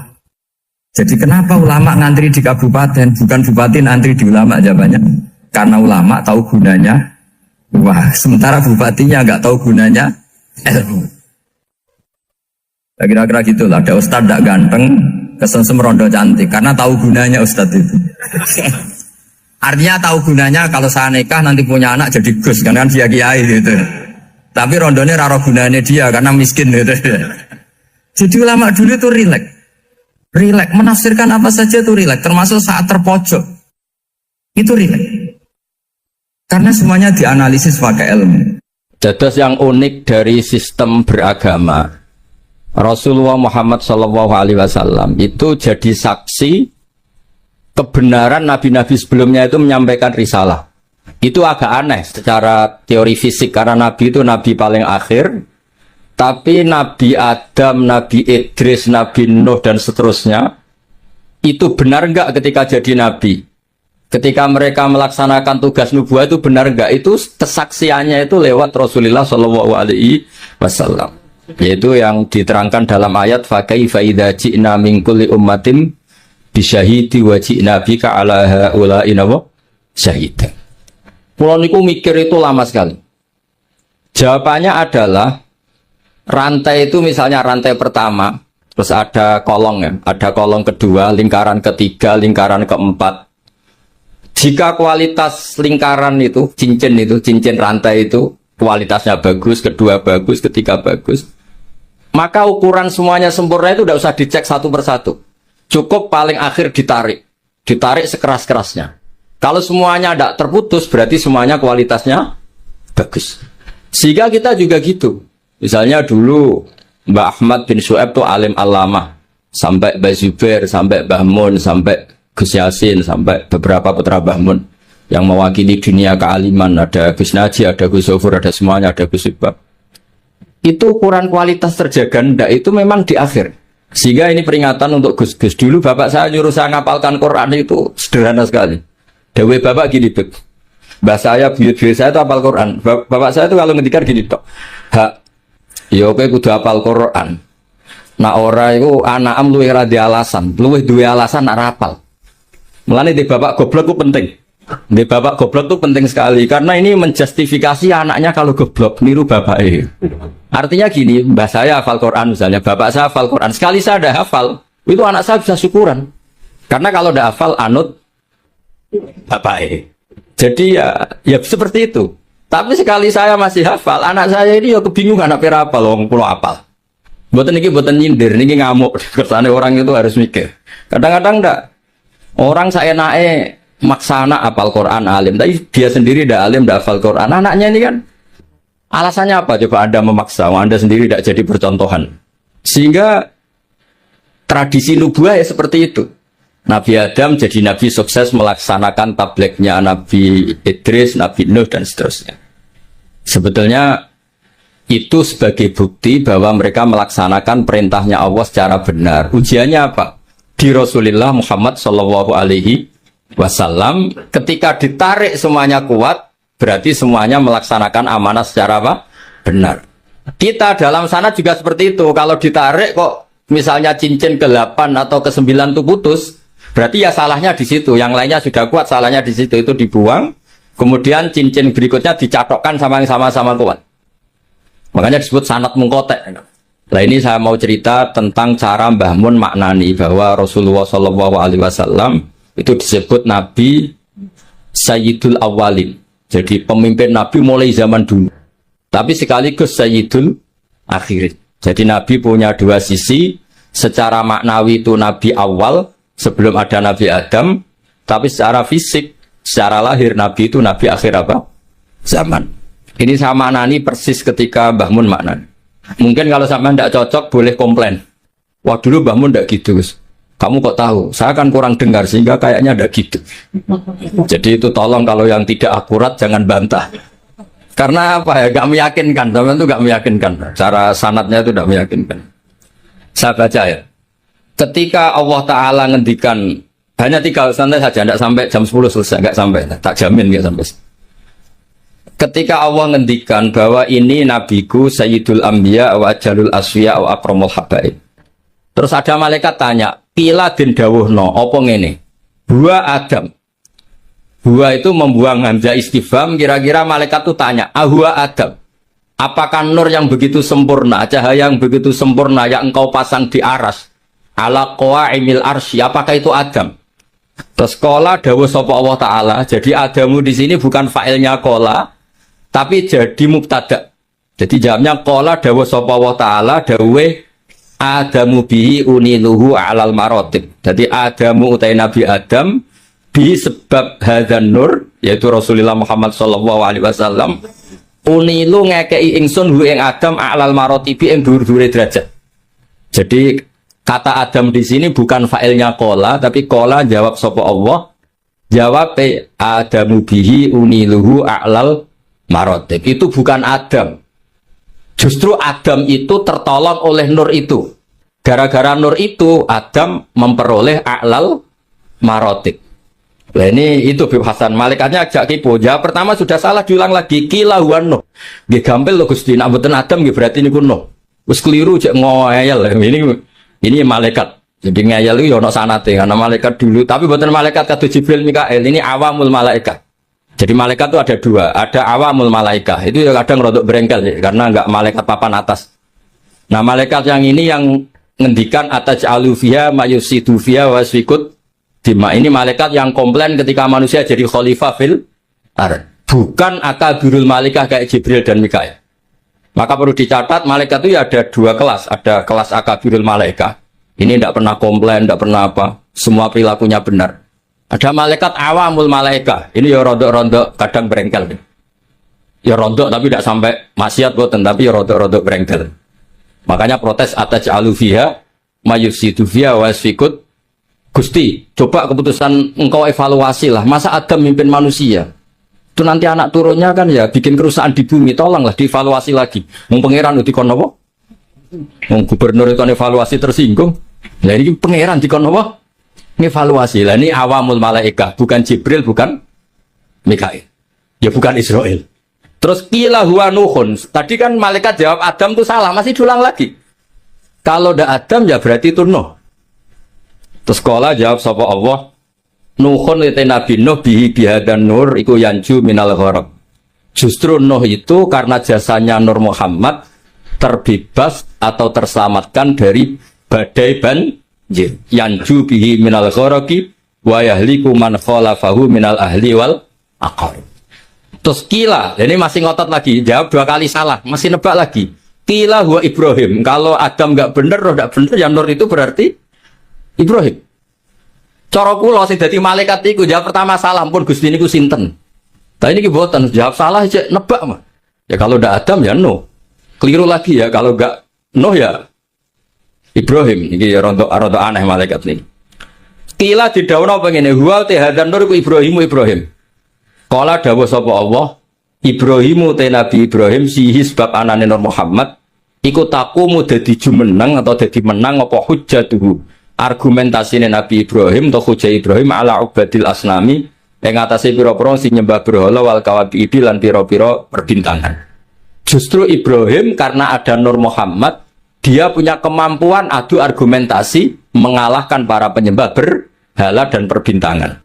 Sekolah ini saking takdim kula teng Gus Yasin, soalnya kalau roe Gus Yasin niku putrane Mbah Mun. Kula mboten khawatir roh anak beliau wakil gubernur niku mboten bagian kula. Jute nggih mboten ngangkat kula dadi pejabat Pemprov Jawa Tengah. Berarti taklem wakil gubernur nggih mboten nyafaati mun kula alam niki. Mboten drengki cerita mawon, mboten drengki. Karena niku kula senior Gus Yasin terus kula kalah nasab mung abe putrane guru kula tapi menang tuwa kula. Itu dalam aturan fikih harus dimuliakan asan nuhum sing lebih nopo tuwa. Pemenang anak rodok watak waton kudu wajib hormat. Lane sampe anak kalah nasab kudu menang umur. Menang umur suntune coplok wato-wato niku Gus Yasin kena kewajiban harus nopo hormat. Nah ini jelas menang nasab, menang umur, menang kegabianan. Nah, biasanya itu pun buatan saingan kita lah. Kalau buatan kepengen ya kompetisi jenengan pun kalah segaban, pun kalah lah pun. Tapi beliau dekat sama saya, pernah nilai kulo teng dalam pas sama Habib Ahmad sampai Habib. Kulo niku termasuk yang saya tiru dari Syekhina adalah ikramuhu lil habaib. Beliau begitu menghormati ahlul bait. Gini kula nggih saisa-isane kula nggih mboten sesempurna Mbah Mun. Kula nggih mboten nyanyi Mbah Mun. Terus kula ra niru persis selain ra iso ya saking takzim guru kok disaingi mboten sae. Nek gurune skore 9 ya sekene cukup 6 wis pokoke pantes-pantese ora persis napa. Guru mulane santri Anwar sing ra persis Mbah Mun niku tak anggap takzim. Mergo ora kepengin nyanyi kiyaine. Nanti kula niki atas santri Anwar. Paji kok Sulam Taufik terus kali-kali mau coba Wahab kaya Mbah Mun. Gak apik Gus, nyanyi guru yes. Tapi jape. Lho kula di kanca sak kelas niki sing Gus Yasin. Niku Kulo niku kan riyen terkenal pinter. Mergi kulo niku ya pun pinter melirian, kasusnya pun melirian pinter. Dia cuma nopo nggih orang pati diakui banyak pihak, tapi kulo nggih pun pinter lah. Buktine sekolah nggih munggah terus. Kulo di kanca niku kurang ajar tapi bener ya. Gus, nak pinter aja nemen-nemen, saleh aja nemen-nemen, kok swargamu awur mbahmun. Gak enak Gus sungkap. Masih terngiang-ngiang. Ora enak Gus, pengloni widadari sungkan apa macam-macam sungkan. So ora usah Gus, soleh pas-pasan engko awor aku. Itu membentuk saya sampai sekarang. Sungkan dari swarga awor Kanjeng Nabi sungkan. Kepengen kula nggih beda kelas, kadang-kadang napa sowan. Nah awor meriang. Iku nasihat ngawur tapi kula eling terus nganti saiki. Kula kadang nggih kepengen Gus soleh kados bangun kepengen akhirnya eling nasihat. Dah enggak usah lah. Pokoknya kalau bangun skornya 9 ya saya ngambil piro 8 atau 7. Masuk setuju aku setuju. Ya sampean kangen bangun sowan itu. Tapi justru sampai kamar. Betul sak napa? Sak kelas. Dua Gus Adin, milih sak kelas napa bener? Milih putih sampean. Sak kelas napa sak ngisore? Sak kelas itu risikonya 2, 1 ngalamak, 2 sungkan. Jadi kadang-kadang nasihatnya ora jelas itu ya masuk akal. Ngono jelas kanca kula ora jelas, to angger rape munggah itu syafaat to. Riyen di MGS itu ada sistem begini, ada kiai tukang nyafaati, namanya Kiai Fakih Gus. Itu kalau anak gak naik kelas ditanya. Cung, nak munggah kelas ki ape ning ndi? Terminal, Mbah. Iku mesti dugahno. Jare Mbah Fakih, aku ora kedosan aja iki dadi canakal meneh. Ngono iki ilmune kiai, mboten ilmune birokrasi. Tapi ana neh takoki, "Cung, kene ora munggah yo apa?" Nggih kula baleni, Mbah, ya ora munggah sing sabar. Karena berita itu bocor secara masif, dulu belum ada WA Gus, tapi masyhur Gus. Itu angger ra munggah yo, engko nak ditakoki Mbah Fakih muni terminal. Oh itu sudah akhirnya sak kelas munggah kabeh. Jadi apik itu ya kadang dimanfaatno wong macam-macam. Jadi lan iki mboten enten sistem itu sudah hilang, sistem napa? Syafaat. Ya kiye ngono yo aneh-aneh sih madzhab. Dadi daripada ning terminal aku kedosa wong dadi canakal meneh. Sini diunggahno. Ya rada masuk akal kula badhe ramno niku gadose kapan-kapan kene kula. Ilmu kula niku kathah, mergi guru kula kathah. Dadi kadang-kadang ilmu iku bapak kula niku di pondok ora pati kakan pelaturan. Jadi bapak kula kiai iku bengkel. Nek ora siap nata bocah mbulet ya ora usah dadi kiai. Mosok bengkel sing moro-rono mobil mewah, mobil waras, mesti sing rada rusak. Ya kiai madzhabe macam-macam. Ya ana sing madzhab protektif, lan santri nakal-nakal iki pondok apa sarang. Tahu sih sampean ngono. Kula wong saleh ra tau muni ngono. Dadi kiai iku ya butuh ijtihad. Terus pokoknya ngoten lah sampean oleh ra setuju lah wong kula ya ora maksum iso wae salah. Cuma luwih sering sampean lah salah gitu. Kula mun ngajine mun kathah lah. Mun kula terus. Mboten iki kula spesial karena takdim saya kepada Gus Yasin. Ini makna persis ketika saya ngaji sama Mbah Mun. Jadi lafat Adam Nuh itu bukan failnya kola. Kola jawab sapa Allah. Adamu te Nabi Adam bi sebab anane Nur Muhammad iku uniluhu a'lal marotib terus. Lha kula apal tiba sampean ora usah ragu. Kula nggo kitab iku mau tawaduk tok, asline apal. Mbok niki mboten sombong niki fakta. Nah sampean muni rapal iku ora tawaduk, pancen apal. Dadi iku bedane kula mbek sampean. Mboten sampean ya apal cuma tawaduk mon ben sampean marem. Kila den dawuhno iki malaikate ya rondok saenake wis jawab tira keliru cek. Gua Musa. Nah Adam keliru, Nuh keliru, Ibrahim keliru, nggih berarti niku Musa. Jadi dereng nyerah cek tebak-tebakan, terus kuis. Cek jawab ya. Terus kala dawuh sapa Allah Musa akhuhu. Utai Musa iku akhuhu dulure Kanjeng Nabi Muhammad sallallahu alaihi wasallam. Pasti dulur dalam hal sama-sama ikhwanihi minal anbiya wal mursalin walakin hada habibun. Musa itu habib walakin hada tapi iki Muhammad iku habibun wong sing tak senengi wa Musa kalimu wa mukhatib. Terus terakhir jawab kila wa Isa. Terus kala jawab sapa Allah Isa utai Nabi Isa yubasyiru iku sing nggo berita gembira sapa Isa bi kelawan Muhammad utawa Nur Muhammad. La wa te Nabi Isa bena denubuati pas ngarepe kenabiane Nabi Muhammad iku kal hajid. Kaya dene alis. Maksudnya Isa itu persis posisi sebelumnya Nur Muhammad sallallahu alaihi wasallam. Terus kula suwun kenangan ini penting sekali dari guru kita Kiai Haji Maimun Zubair karena konstruksi kenabiane Rasulullah sallallahu alaihi wasallam niku unik. Mulane niki kula mengke badhe maos berjanji terus terakhir kula maos beberapa bed dari Simtud Durar terus sampun. Niki tesih wonten waktu pinten niki? Sing wonten terus berapa jam cukup lah kanggo wong cerdas cukup. Niki kanggo wong cerdas cukup. Kula tesih emot niki rungokno tenan. Nah niki mboten guyon tenan. Ketika Rasulullah Muhammad sallallahu alaihi wasallam memaklumatkan diri jadi nabi, itu problem utama itu nasab. Man huwa Muhammad hatta yadda'a annahu rasul rabbil alamin. Muhammad itu siapa? Kok bisa memaklumatkan diri kalau seorang dia adalah nabi? Karena syaratnya nabi itu harus cucu-cucunya nabi. Nabi itu tidak boleh anaknya orang yang tidak bernasab. Bukan karena Allah asobiyah, bukan. Sampaianlah dipimpin uang sing gak jelas asal usulnya itu rahasia. Justru nabi dari putra nabi, buyut-buyutnya nabi itu bentuk penghormatan Allah, memilihkan nabi itu dari klan terbaik, dari marga terbaik. Jadi kadang wong keliru, pangeran berarti asobiyah Gus, dadekno nabi mesti turunan nabi. Ya kowe sing keliru, kowe iku diregani pangeran. Misalnya tokoh sing mbok nut itu anake copet, kowe kan yo gengsi. Buta diregani pangeran ora roh. Akhirnya sadar, yes, apik ngono wae. Jadi nabi itu harus turunan. Nabi ini bukan berarti Allah itu asobiyah, justru Allah membuat penghormatan, memberi penghormatan pada kita. Bahwa orang yang kita ikuti turunannya orang baik, turunannya orang baik, turunannya orang baik, orang spesial dari turunan spesial dari turunan spesial. Makanya keyakinannya ahli sunnah wal jamaah, bapak ibunya Nabi fil jannah. Semuanya fil jannah wa kaifala wa sayyidul akramu sallallahu alaihi wasallam wa sitatuhul mun. Nabi itu orang suci, masa lewat rahim yang najis. Jadi kalau suci ya lewat jalur suci supaya Nabi tidak terpapar apa? Najis. Makanya kita berpendapat nasyabun tahsibul aula biqulahu qallatadha nujumahal jauza habada iktu sudati wa fakhari anta fihil yatimatul asma. Jadi babanya Nabi itu spesial.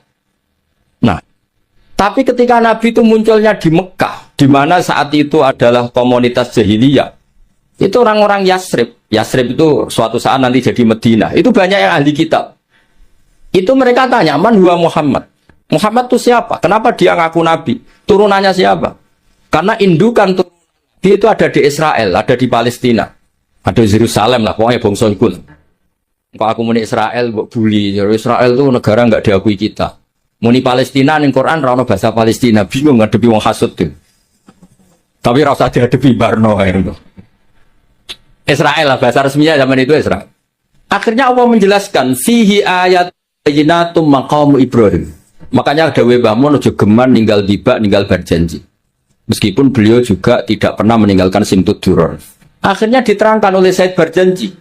Wa ba'du fa'aqul huwa Muhammad bin Abdullah bin Abdul Muttalib wasmu Syaibatul Hamdi Khumitat Khisaluhu Saniyah. Mun niki kula jelas ra maca niki. Mboten kok niat ngetokno apal, yen kula apal tenan. Paling gak apa sapal ya apa engko masalahe ya lali langsung manusia. Jadi ditunjukkan bahwa Muhammad adalah turunan Nabi Ibrahim, itu ada jejak Ibrahim di situ. Fihi ayatum bayyinatum maqamu Ibrahim. Akhirnya lalu buktinya apa kalau Muhammad turunan Ibrahim? Karena Ibrahim pernah hidup di Mekah. Dan ketika Nabi Ibrahim hidup, tidak menghentikan waladi. Kalau beliau menghentikan waladi, maka bisa saja anak turun Ismail tidak lagi di Mekah, tapi kembali ke Palestina. Maka beliau menghentikan dzurriyyati. Akhirnya dibuktikan secara artefak sejarah. Di situ ada Safa, ada Marwah. Yaitu dua gunung yang ketika itu Hajar kesulitan nyari air untuk minumnya siapa? Ismail. Ada sekian bukti artefak bahwa Ibrahim punya anak Ismail dan ditempatkan di Mekah, inda baitikal muharram. Maka ketika itu diungkapkan oleh Quran, orang Yahudi tercengang dan banyak yang masuk Islam. Karena sekarang Muhammad sudah memenuhi kriteria seorang nabi. Amanah sudah, tabligh sudah, sidik semuanya sudah, termasuk asal-usul nasabnya. Nah, karena pentingnya asal-usul nasab ini, Sayyid berjanji di antara memulai mukaddimahnya dengan waba'du fa'akul huwa Muhammad bin Abdullah bin Abdul Muttalibi wasmuhu Syaibatul Hamdi Khumidat Khisaluhus Saniyah. Terus diteruskan sampai wa'adnanu bila roibin intadzawil ulumin nasabiyah ila dzabihi Ismaila nisbatuhu wa muntah. Itu kayak apa pinternya Said berjanji. Nah, bukti artefak di Mekah, di Ka'bah itu dulu ada namanya Babu Bani Syaibah. Itu nama lain dari Abdul Muttalib. Wasmuhu Syaibatul Hamdi. Maka saya masih ingat ketika banyak sekali saya ngikuti ngaji Mbak Mun, juga kadang-kadang dengarkan ngajinya Habib Lutfi di TV 9. Itu artifak atau ma'athirun nubuwah itu harus kita tetapkan. Kalau ndak, orang akan menganggap cerita Ibrahim itu fiktif. Maka dawai Sayyid Muhammad, beliau mengapresiasi Al-Mamlakatul Arabiyah ketika tidak jadi gusur makam Ibrahim. Atas nama teknik matof, itu kan pernah ingin digusur, supaya lebih apa? Luas. Tapi ketika diingatkan banyak ulama itu jangan. Karena itu bukti atharun min athari Ibrahim. Kalau itu dihilangkan, nanti suatu saat orang tanya, buktinya apa kalau Ibrahim pernah di Mekah? Tapi dengan bukti artifak itu menjadi tercatat oleh sejarah fihi ayatum bayinat maqamu Ibrahim. Makam Ibrahim itu bukan maknanya kuburan, buatan batu yang pernah diinjek Nabi Wa. Nah, sekarang dibuktikan lagi ada artefak kedua, yaitu Hijr Ismail. Bahwa akhirnya Ismail itu tidak pulang, dia bikin kamar kecil yang namanya Hijr Ismail. Hijr itu kamar atau privasi. Nabi Ismail itu ya anak kecil, ya sudah. Ya namanya anak kecil sudah ngerti Ka'bah itu sakral, nak nyancang wedhus itu ya deket-deket Ka'bah. Dia bikin kamar ya dekat Ka'bah. Namanya Hijr apa? Ismail. Dan semua sejarah akhirnya tahu bahwa Ismail ini akhirnya nikah sama suku Jurhum. Yang beliau tidak kembali lagi ke Palestina. Singkat cerita, sekarang suku Quraisy terbukti min dzurriyyati Ibrahim alaihis salam, dan sesuai definisi Nabi, kalau seorang Nabi harus turunan Nabi Sinten Ibrahim. Ini di sini hebatnya Sayyid Barjanji. Beliau mengarang begitu tertib untuk membuktikan silsilah nasabnya Rasulullah Shallallahu Alaihi Wasallam. Maka beliau ngendikan wa'adnanu bila roidin inda dzawil ulumin nasabiyah ila dzabihi Ismail anisbatuhu wang. Terus terakhir tadi ada mahalul qiyam, ada macam-macam kalau suwun seperti Dewi Gus Yasin. Orang itu harus senang. Kata Sayyid Muhammad dalam kitab Haulal Ikhtifal bi Maulidi Rasulillah sallallahu alaihi wasallam. Ini kata Sayyid Muhammad. Dan saya setuju, logikanya itu sederhana tapi nggak bisa dibantah. Kalau ada orang membid'ahkan maulid atau menentang maulid, fakullahu, maka katakan kepada dia, apa dia berani mengatakan limadza tafrahuna bin nabi? Wong tua siapapun orang tua itu dia anak, wis kriting, pesek, wir. Kuwi kowe nak lahir seneng ora karuan. Padahal anak ini juga suatu saat jadi problem. Gue pas lahir diakikoi. Semua nang kabeh tanggane didelok. Kon muni ganteng, padahal tanggane do gremeng asline ganteng nanti. Intinya sebuah kelahiran itu pasti menyenangkan. Padahal itu jelas kritik. Apalagi kelahirannya Rasulullah Shallallahu Alaihi Wasallam. Terus ganteng, ada nurnya, pinter, wajahnya sempurna ya ta'ala la wajhuhu ta'ala lu al-qamari fil lailatil badr. Apa berani? Kalau kita maulid itu kan ibaratun anil faroh bi maulidin nabi. Kita yang namanya maulid itu pokoknya satu implementasi, satu ekspresi, satu perilaku yang menunjukkan bahwa kita ini ceria, kita senang dengan lahirnya nabi. Faman harromal maulida, misalnya siapa yang mengharapkan maulid, tanyakan ke dia. Apa dia berani mengatakan lima data frohu nabi nabi? Wong anak sing ngriting ndek wae pas lahir, mbok seneng ya apa meneh iki lahire Kanjeng Nabi. Terus pertanyaan kedua mereka, syubha itu klaim mereka. Yaumu wiladatihi wa yaumu mauti. Nabi itu lahir hari Senin, tapi beliau juga wafat hari Senin. Kenapa engkau syukuran hari Senin, padahal hari itu juga wafatun Nabi? Kenapa tidak kamu jadikan yauma husnin wa yauma asafin, hari susah dan hari sumpah? Terus jawabnya Sayyid Muhammad mengutip Dawe Jalaluddin Asyuti dalam kitab Haulal Ikhtifal, inna syari'ata hatsat ala idhari surur. Syariat itu hanya mendorong supaya orang itu senang. Buktinya ketika anak kamu lahir disunatkan nyembelih kambing menunjukkan senang. Tapi ketika keluarga kita meninggal justru syariat melarang niyahah, melarang meratapi berlebihan. Artinya apa? Ketika hari Senin adalah punya dua sisi, yaitu yaumul farah bi maulidin nabi, sekaligus yaumul huzn bi wafatin Nabi, itu yang dihitung syariat adalah yaumul wiladah, yaitu yaumul faroh. Sebagaimana ada akikah lil wiladah, tapi tidak ada akikah lil wafat. Jadi itu tadi meneruskan argumen yang dibangun Gus Yasin. Terus kemudian implementasi seneng itu macam-macam. Kalau Sayyid Ali yang punya Simtud Duror meredaksikan walana bisyra bisa'din mustamirin laisa yan fathaitsu utina atau an jama'al fakhrul mu'abbad. Walana lan ikut duwe kita al busra te seneng banget. Bisa den kelan anane kebahagiaan mustamirin kang abadi. Laisa kang ora ana apa sakdu yan fatu bakal ilang apa sakdu. Kita ini harus selalu senang dan senang terus menerus. Yang kesenangan ini tidak mungkin habis. Haitsu utina atoan karena kita diberi hadiah biwujudil Mustafa dengan adanya Kanjeng Nabi sing jama'al fakhrul mu'abbad yang mengumpulkan semua keagungan yang abadi. Terus kalau berjanji tiba ada istilah Sa'da abdun qatamalla wanjala anhul hazinu. Akan bahagia orang yang menikmati lahirnya Nabi dan wanjala anhul hazinu. Sifat susahnya akan hilang. Ada lagi bentuk bait busyra lana apa? Nilnal muna zalal ana wafal lana. Busyra lana kita senang, nalal muna kita mendapat, nilnal muna kita mendapat yang kita inginkan. Zalal ana yang repot-repot menjadi hilang, wafal hana yang nyaman menjadi datang. Jadi semua itu implementasi dari senang di maulidi Rasulullah sallallahu alaihi wasallam. Paling enggak sing teko untuk berkat ora usah bayar yo mari seneng.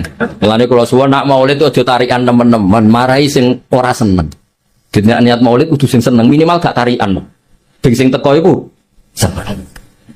Ya tapi nak kowe iku maulid kok seneng terus gak urun iku yo ora didikane Kanjeng Nabi. Wah atur-atur dhewe lah. Pokoke niki kula dhewe ora pati paham mungkin niki pokoke ngono lah.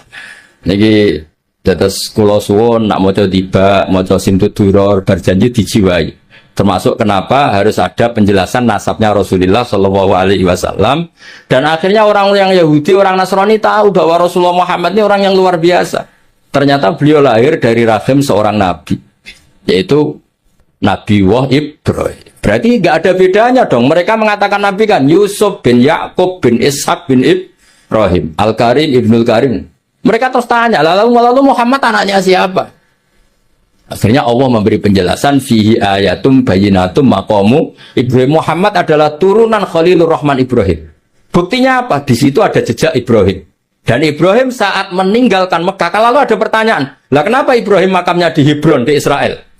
Ibrahimnya pulang tapi anaknya ditinggal, yaitu dengan menjelaskan inni askantu min dzurriyyati biwadin ghairi dzi zar'in inda baitikal muharram. Dengan demikian clear bahwa suku Quraisy adalah suku yang lahir dari Khalilur Rahman Ibrahim alaihis salam. Dan semuanya punya tradisi yang luhur. Nah, tradisi ini yang terus dipuji oleh beberapa kitab madaih. Tarakus sifah hafalam yusibhum aruhu min adami wa ila abihi wa ummihi hafidhal ilahu karomatan li Muhammadin abahul amjada saunal ismi. Jadi hafidho jogo sapa ilahu pangeran. Karomatan krono ngekeki penghormatan di Muhammadin kedue Nabi Muhammad. Abau ing mbambahe Kanjeng Nabi al amjada sing luhur-luhur. Saunan krono ngrekso ismi maring asmane Nabi. Nabi nanti kan pasti mengharamkan zina, itu pasti. Maka bapaknya ya tidak pernah zina, mbahnya ya nggak pernah zina. Jangan sampai ada perkataan Nabi ngaramkan kemudian dituduh babahmu ya seperti itu. Maka di antara Sama'il, di antara kelebihan Nabi adalah babahnya apa? Tarokus sifah hafalam yusibhum aruhu. Taroku podo ninggal sopo babah Nabi asifaha ing perzinaan. Falam yusib mongkora mekenani hum ing abaan Nabi opo aruhu cacate zino min adami wa ila abihi wa ummi.